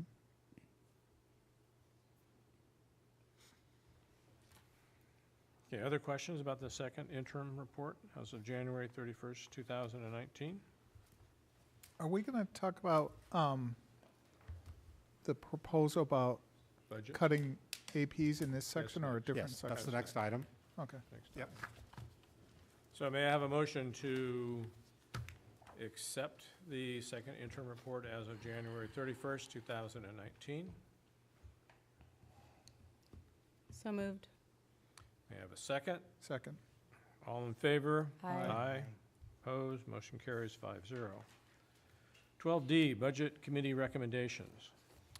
So as we've been leading up to this conversation, we all know the reason for convening a budget committee at first interim. We had a $1.9 million deficit projected in the current year. It's now a little over $2 million. We had deficit projections of $1.6 million in the 2 outlying years, and we were not able to meet our 3% reserve in that 3rd year, which meant we had a qualified budget. Clearly, even if we had the reserves to have covered that, there was an issue with our deficit spending that needed to be corrected. So the Board of Trustees committed to the formation of a budget committee. The committee was formed. We had representatives from all employee stakeholder groups. I'd like to thank those members, President Brown and Trustee Gillies, Russell Hatcher and Elaine Conboy representing CSEA, Carly Harp, who was here earlier, and Michelle McGinnity representing RIPSIA, Brianna Wigmore, who I saw earlier, and Alicia Cartwright representing SEIU, Dr. Gansler and Teresa Raffoni were our principal representatives. We also had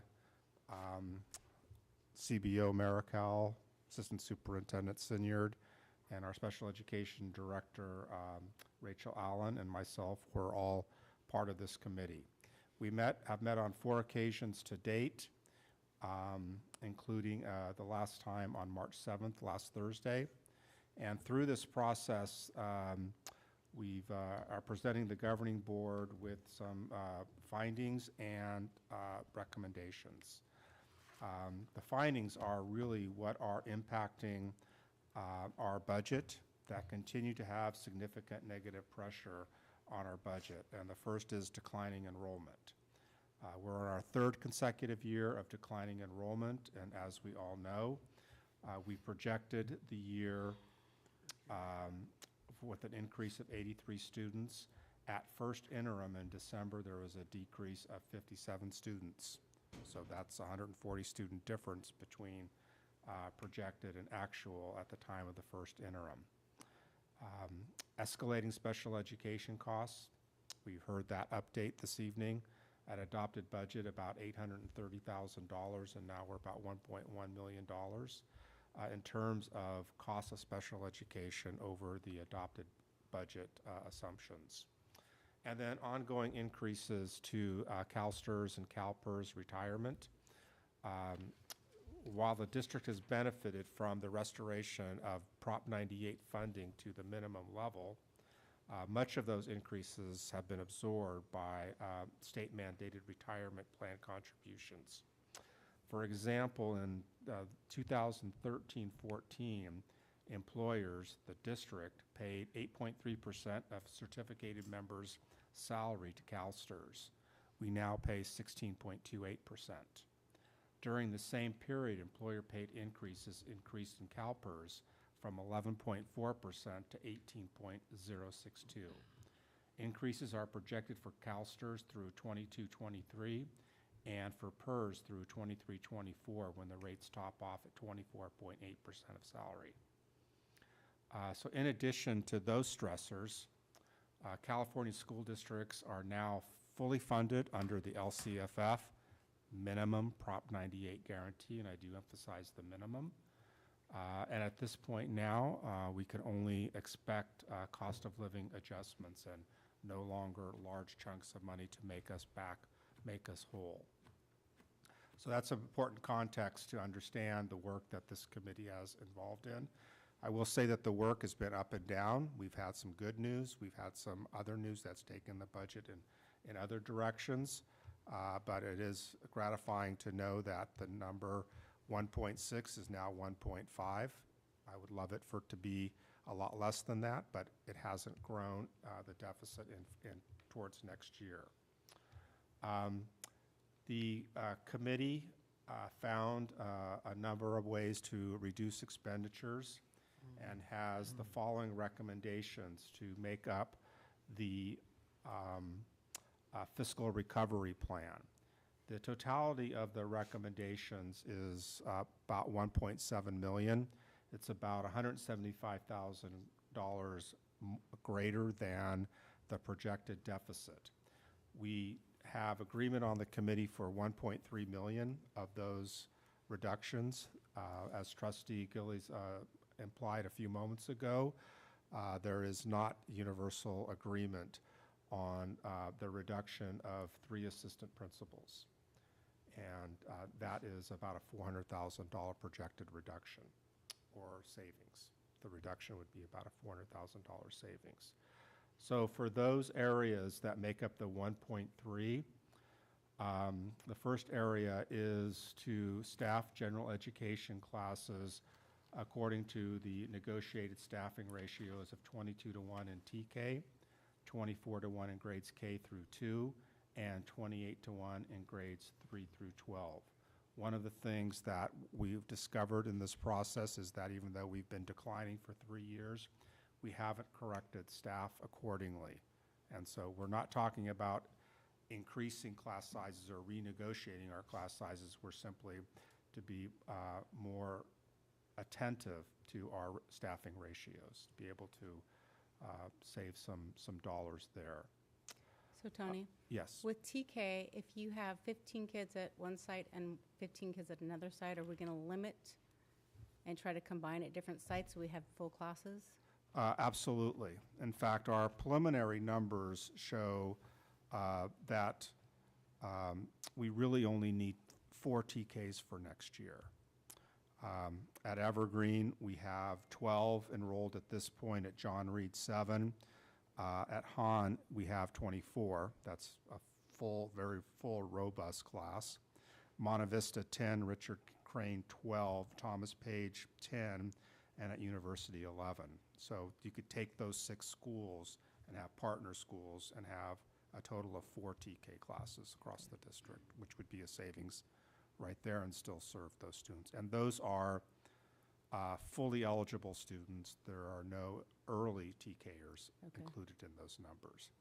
And for those who don't understand that distinction, TK is a small group of kids, about 25% of our population, who are born in September, October, and November, who are eligible for this extra year of education that the state funds. And if you're born outside of that window, so you're born, let's say, on December 5th, you're not eligible, but we can enroll you, but we do not begin to enjoy state funding until you turn 5. And so you've gone halfway through the year, and now we have funding. Now, if we have space in a class, why not? You know, it doesn't hurt. It gives an advantage for that student, and we would eventually. But if we're staffing with early TKers in mind, that means we're hiring more staff to serve a group of students who aren't technically eligible for the program. So, Are we required to have TK? we are required to offer TK, yes.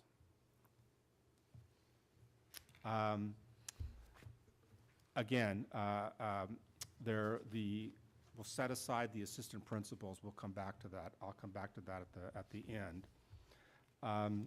The next was to reduce 2 part-time district administrators. That resulted in a 0.9 reduction.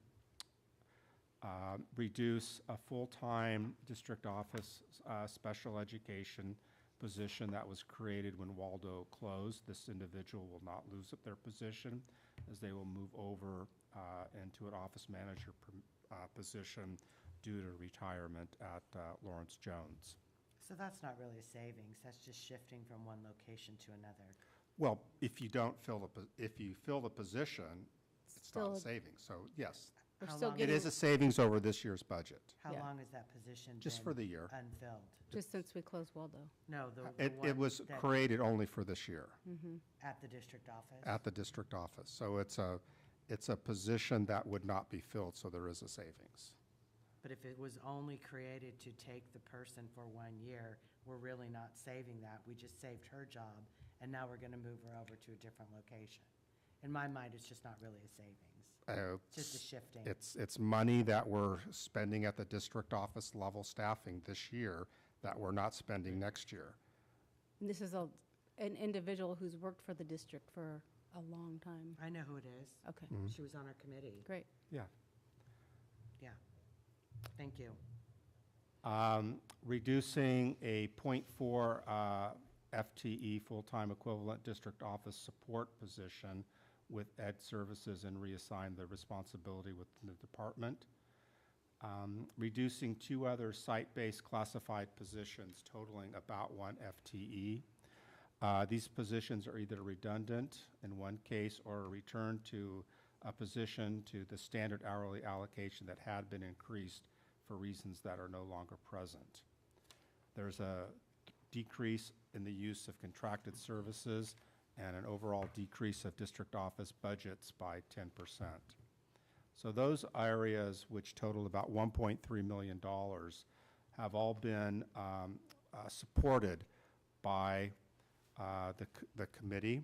And one goal that we have for this evening is for the trustees to let us know if they support those areas, and then also then to give us direction on the remaining $400,000, which included a reduction of assistant principal at Rancho Cotati High School to align with countywide high school administrative staffing ratios, which we'll look at momentarily, and to reduce 2 full-time assistant principals at the elementary staffing, and then to staff the remaining assistant principals to serve 3 or 4 schools.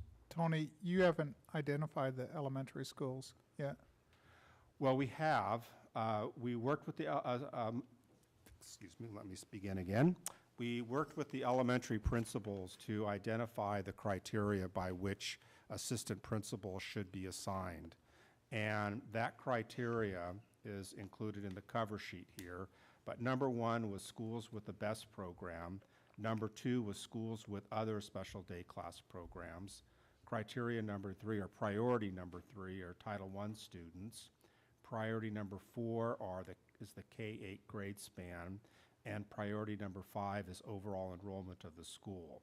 And then based on these criteria, the priority order for the elementary schools are number 1, Evergreen, number 2, John Reed, number 3, Thomas Page, number 4, Monte Vista, number 5, Marguerite Hahn, number 6, University, and number 7, Richard Crane. Our proposal with 2 full-time assistant principals would be to assign those 2 to 3 or 4 of those schools at the top, beginning with Evergreen and moving down depending on the eventual staffing positions. Okay, so this is something different than what we talked about because we didn't have this information at our meeting on Thursday. So you're proposing keeping what? I believe we did share this information. You, at that point, were just going through to get the information from the principals of how they were going to rate. We hadn't yet had that information, other than Evergreen. I and did John share Reed. that orally at the meeting. Okay, so your proposal, how many assistant principals? It's not my proposal. The proposal that was brought to the subcommittee was Correct. brought, not by us, on the subcommittee. These were ideas brought by the district Okay. to the subcommittee to see if we could talk about these ideas, and we agreed to them. But it wasn't as if I made up any of these ideas. You guys brought forth the proposal of what the cuts were. Correct. Okay. So- Based on information that we received from the committee and the prioritization of the work that the committee had done prior. That's not exactly how it happened, but that's okay. Well, let's set that aside for a minute. How many APs do we currently have at the elementary level? 4. And you're proposing omitting 2? Okay, I am personally, Not you personally the proposing, yes, proposal eliminating 2. that we're talking about tonight, okay. So you're saying Evergreen would keep 1, John Reed would keep 1, and the other 2 would be gone? Or the 2 that remain would be floating between 7 schools? No, that's not what I said. I said keeping them at 3 or 4 of those schools, which would mean Evergreen, John Reed, and Thomas Page, and potentially Monte Vista, depending on how thin we want to slice those positions. So 2 would be floating between 4. If that were the staffing decision. Tony, I just have a clarification question. So the criteria that you're using is because Evergreen, for instance, has 2 BEST classes with about 17 students and 2 SDC classes with about 17 students. Correct. That their assistant principal would be viewed as high priority, for lack of a better term? Yes. Okay, thanks. So we could make a decision that Evergreen would get a full-time assistant principal, and then you'd only be serving 3 schools. Or we could make a decision that we want to serve Monte Vista as well, and so we would split that even thinner. And can I raise a question about the district office, or do you want to just talk about the APs at this point? Well, this is an opportunity for the governing board to weigh in on the work of the budget committee. Again, our intent here, so if I could lay out the full process, is that the work of the budget committee is coming here this evening for the board's consideration and direction. Right. And then based on that direction that we get this evening, we'll reconvene and return in April with a refined recommendation. Okay. Which we and- would then ask the board to approve, Sure. which is our fiscal recovery plan, which is mandated by the county. Sure, I understand. Okay. I visited Evergreen and John Reed to talk with the principals and assistant principals, and one thing I hadn't understood before is because of the APs at both schools, the APs' heavy involvement in special education in these 6 total classes. John Reed has an regular SD and a special autism class. And so what I became aware of is that without those APs, it's not just going to traumatize the special education students. It's going to traumatize the general education students because there's going to be more disruption in the general education classes, and that'll inhibit the regular general education teachers' performance in those classes. So it has a broader impact at those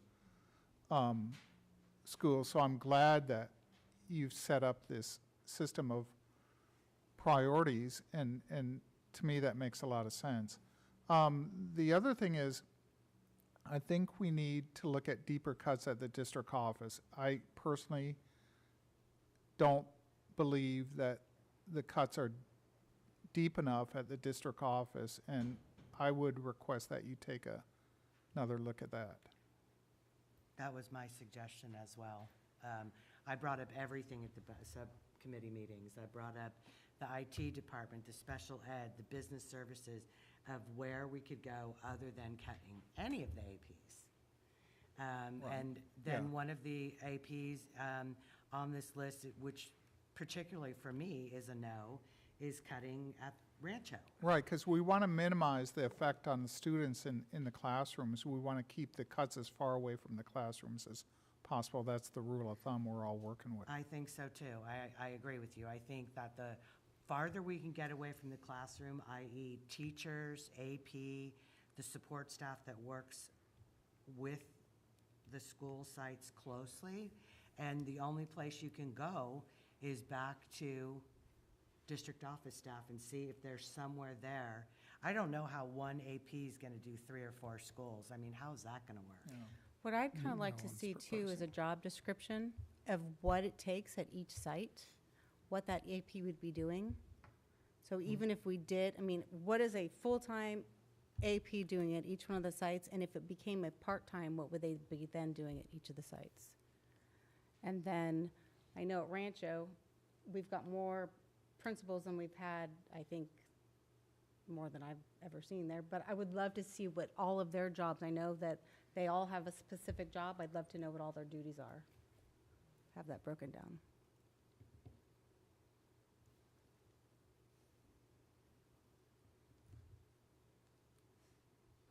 But I also want to reinforce what President Brown said, that if we can make the cuts in a way that it doesn't affect personnel, I mean, that's the ideal. So it's to me, it's sort of a three-tier thing, making the cuts, non-personnel cuts at the top, district office cuts in the middle, and then APs at the bottom. Okay. So for process purposes, it's important for us to understand the support at the board level for everything else that's on the list other than the APs. Yeah, I think the committee did great work in for everything, but what was it, 400,000? So you're asking us, and we need to respond to you, do we support the other items on the list? So I'm going to ask everybody, is everyone okay or not with the other items minus the assistant principals? I am. You are? You did good work. Jennifer? I think so. Okay. I would like to know more about the casino funds. Pardon me? The casino funds, where we are with that. That's a good information. I did intend to address that as a summary statement. So you can I finish agree, this. except for the APs. I agree also. Joe? Yes. Okay. So Okay. we've got that. Well, thank you. motion. So the casino funds, there is opportunity there. We have just about finalized the funding proposal that we are giving to the tribe for their consideration. It's a three-part, there's really three votes there, and we only have one of them. We're making a case, we will be making a case by the end of the week to the casino that due to our own budget concerns, that we are not proposing that these funds be served Sonoma State in any way, shape, or form. And if we are successful in that, we'll be able to move another psychologist position into the casino, which is about $140,000 savings. I had earlier thought it was about 125, but subsequent conversation this evening with Robert is that that's about $140,000 out of the general fund back into the casinos, which will make all of this even rosier. But that's going to take some time. I knew last year it took about 4 months for that process to finish. So we're hoping to press upon them our urgent need to finalize this so we can move forward with our budget. Great, thank you.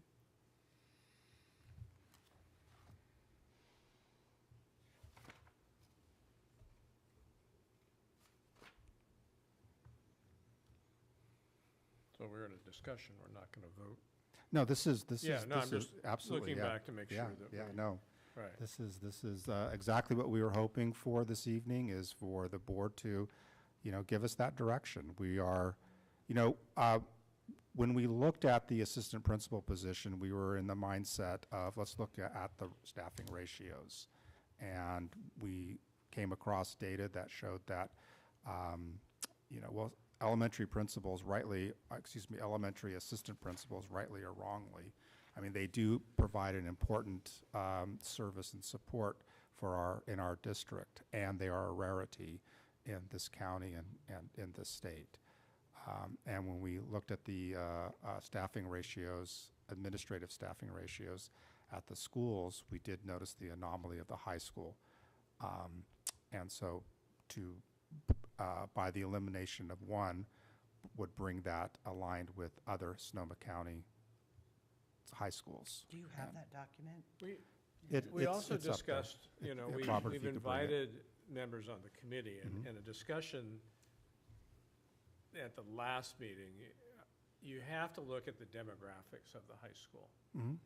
And the demographics of Rio Creo or demographics of Petaluma High or Casa Grande are different than the demographics of Piner. Rob, would you show just that Snow County one? Or Elsie Allen. So we talked about that and the importance of a similar demographics of administrators to No, schools. I'm not trying to defend it at this point. I'm just giving the board. I just want to bring that discussion up. Right, I mean, there was yeah. 2 of us here, and there's 3 board members that weren't there. Right. So I'm just trying to share information to that, and/or invite any of the committee people to come up and talk and share information. I'd like to hear what Dr. Gansler said to us in the subcommittee here, so all the board members can hear why these ratios don't apply to Rancho.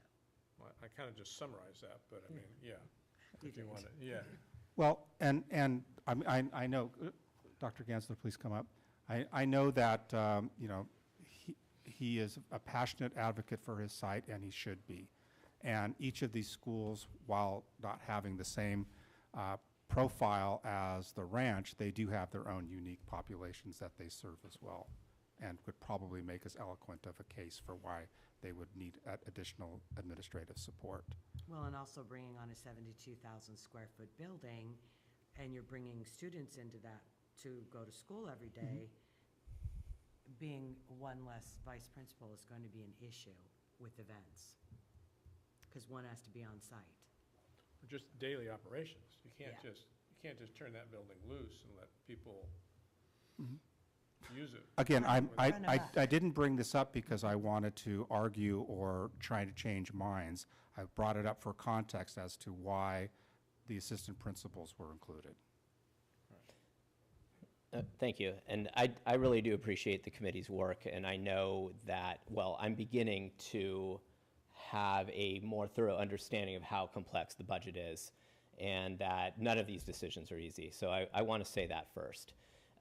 In terms, and I'll try to be brief, but in terms of the staffing ratio, the central reason that I believe the ratio does not tell the full story is that we did have 3 assistant principals at the high school. The reason that we have a 4th is because El Camino and Phoenix were brought to the site.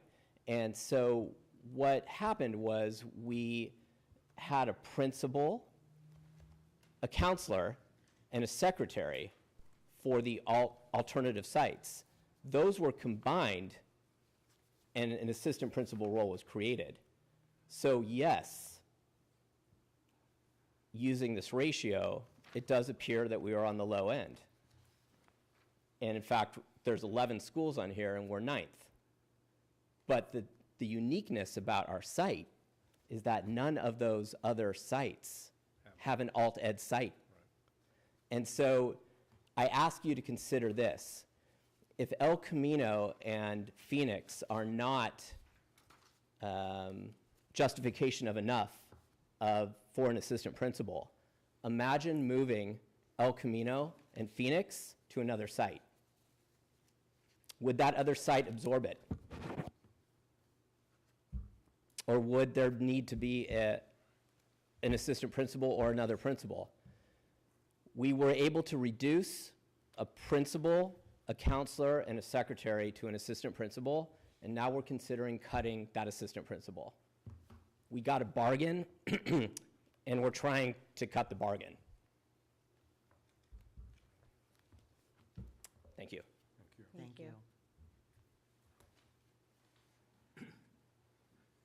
That again is why I would love to have a description of what each role is. Absolutely. I mean, Chris and I had the benefit of being there, and you 3 weren't. So Right. it's like, can we share as much of that information with you? And whether it be, you know, Tim has gone to sites, and he's had some insight that we don't have. So it's, you know, the more detail we have will help our decision as we go through this. And that's why I'm asking so many questions like a broken record, because I don't want to cut any staff. No, I understand that. So if we can find cuts in the budget, in some of these operating expenses, but I certainly don't want to cut the APs and have to have one share of, what, 4 schools? I mean, that's not going to be effective. So I just think we need to do a little bit more digging, and we have about a month, according to what you said, correct? Well, we have 2 weeks from Thursday to bring this back to the Budget Committee. And you're going to have a positive answer from the casino, so it's going to solve half our problems, right? So it'll move the pressure back the other way. So, no, okay. No, we're going to make the No, mark. I understand. We're going to make the mark. We can always move the budget meeting up if we need to. Mhm. If we can come up with some other ideas that will work, I think everybody would be willing to. When are you supposed to talk to the casino? When are you supposed to speak with the casino? While we're presenting that information, we're finalizing at a meeting tomorrow morning. Okay. Or, excuse me, tomorrow afternoon, and then we should have it ready to send it to them. Great. We send it to them through a third party, so then it's a little It was months last time. convoluted Months, process. months, because the member who is not associated with either side, I don't know how to say it. Sonoma State? Yeah, the 5th member, I know. yeah, she wants what she wants for her Right. school. Mm-hmm. And that created lots of back and forth. So yeah, if you want to move it up, if we've got some other stuff to look at, I'm all for that. Well, our meeting is right after we come back from spring break, so it's. But I know you'll get on it right away. Yeah, we will. We're already on it. Okay. Other questions or comments regarding the budget committee recommendations? Not, then we'll go to 12E, acceptance of gifts and donations to schools and district. So we have a couple of small donations this month. One from, I guess, both Technology Middle School, a monetary donation, and a box of Legos and jar of plastic animals. So can I have a motion to accept the donations in the amount of $100? I'll make a motion to accept donations in the amount of $100. With a second? I'll second. All in favor? Aye. We'll take all donations.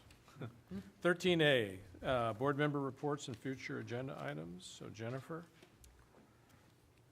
I had the opportunity to go to Monte Vista and do the Read Across America, along with Gina Borforte, our mayor, and a couple of our public safety officers. It was a nice day. Good, thank you. Jim? President Brown and I are on the Special Education Committee, and we had our second meeting, and I was worried we'd have less attendance and enthusiasm would drop off, but I think that Tony and Rachel can confirm that we had sustained the attendance level of about 20 people, I think, and the enthusiasm was even higher in the second meeting. And Tony and Rachel are doing an incredible job in looking at the entire program and identifying the areas that we can improve and reinforce what's working. And I think by May, we'll be able to bring back a report and recommendations to the board. All right, thank you. Joe? First off, I want to say I'm sorry for being late. I had to drop my kids off to my wife in Santa Rosa, and it got a little crazy on the way back. No, no problem. So, You want to send them on Ubers, not a. I wish I could. I think there's laws about There's a that. law about that. So yesterday, my local electoral union, we got a bus and we took some students from the ranch and took them to a few apprenticeship places. And we did that with Jess Hazelwood, she's a college and career counselor. And that's pretty exciting because some of them I think just want to get out of school. And some of them were pretty excited. We got to show them what the apprenticeship was like. That's what I went through, a 5-year apprenticeship. And you get, when you're done, you get 80 college credit units, which is kind of cool. So you just have to, you take some online classes and have an associate's degree after that. But we took them to the apprenticeships, and they got to bend some pipe and look at some things. And then we took them to the plumber's apprenticeship, which they do HVAC and plumbing, and show them, you know, what they do there. And there was actually, we had a huge bus, and we had 9 students. There was supposed to be, I think, around 15, but it was the first time we did it, so. And then that kind of dovetails into something that's been kind of brought up to me, and I think Tim too, but there's a TIP program, and it basically be like an elective. They have a North Bay TIP program, which is for anyone. It's like a 120-hour program, and it teaches you about all the different types of trades. But this would be incorporated. There's already programs available in the North Bay at high schools. So there's already a working model and a curriculum. And there's grant money with it too that you can apply for. And I would like to see if we can have a couple people who run that, give a presentation on the next meeting. Joe, what does TIP stand for, do you know? It's a trades introduction program. Thank you. So, yeah. And then I would like to also, you know, talking about the whole PG&E thing, like, the reason why I'm against it is because I always know there's another way, and sometimes when you push back on it, they'll find a way that works for everyone. But I would feel horrible if something did happen and the valve did, I mean, PG&E, that's like a bad name almost. People say PG&E and they get scared, and I don't want to be associated with that. But it makes me think, like, there is really only one road in and out of Thomas Page regardless of what it is, and maybe we should really look at making that a different type of road, or making the road coming out better. So I would like to look at what it would take to add a different way in and out, or a different road, or something at Thomas Page site. And I'm totally agreeant with raising the hourly wage. I know we're talking about cutting money, but I don't know how anyone could survive on that, and I think $15 an hour still is not enough, but I think we should be there. And I would rather figure out, try to how to get that money somewhere else and give it to, you know, families that can, you know, to the families. And that's all I have. Great, thank you. Carissa? I agree with you on the minimum wage. We should get there sooner. I want to thank Julie for the LCAP. It was my first one, and it was fun. We had a good time, and I think I had a really good time with Teresa and Rachel. I learned a lot from both of them. Also, I want to request that we do an RFP to look at legal firms, if we could get that on the agenda. I'd also like something about the budget. I know you don't want to do 7,000 line items, but can we do something to drill down further into the numbers? I'm not sure what that would look like. And then Leff and I both had the pleasure of meeting with Lewis a couple of weeks ago, talking about the academies. It was a fascinating presentation. And then in the pouring rain, we slogged over and toured the tag building, which was really interesting, and what's going to go in what rooms. So I thank him for his time to do that. And that's all I have. Okay. Oh, we've had a few meetings between now and then, between everything. One fun thing I did, other than going to these budget cutting meetings and other stuff, is I was invited by the county office. There was a group of student representatives from all over the Northern California, from Berkeley, kind of student reps, kind of I don't know the official name, but myself and Jack Tibbetts from the city of Santa Rosa, and the board president from Petaluma. We were a panel, and the students brought forth initiatives and to be critiqued by us, you know, kind of like the climate thing. So they brought through, you know, some very open and controversial subjects to us, and we critiqued them and gave them feedback. And in addition to climate, we may be seeing more student initiatives that come forward. So that was kind of exciting to do that. So, and it was also exciting seeing some of those students as they were getting their, most of them were seniors and getting their acceptances to different schools and stuff, to see some of that. So, and the LCAP was fun. I only wish we could just pry more people out to go to that, to wake up. But, and that's about it for there. So superintendent's report. Yes, and I do have I know it's late, but I do have a few things on the agenda to report on. Tuesday, March 5th was Read Across America Day, and schools across the United States used this day to promote reading by bringing in volunteers from their communities to read to students. As you just heard, Trustee Wildermuth, Assistant Superintendent Senior, and I joined other community volunteers last Tuesday to read to classes at Monte Vista. And I had the pleasure of reading to two groups, one composed of kindergarten and fifth grade students, and the second was composed of kindergartners and first graders. And then our future Chef's Challenge is tomorrow. Sodexo is our food service partner, and each year the company sponsors this event whereby elementary students prepare a meal in a competition atmosphere, and local celebrities such as a board president perhaps are asked to judge. This is a tremendous event. It's fun, educational. Sodexo provides a theme each year. I know a couple of years ago it was breakfast for dinner. That was a particularly favorite of mine.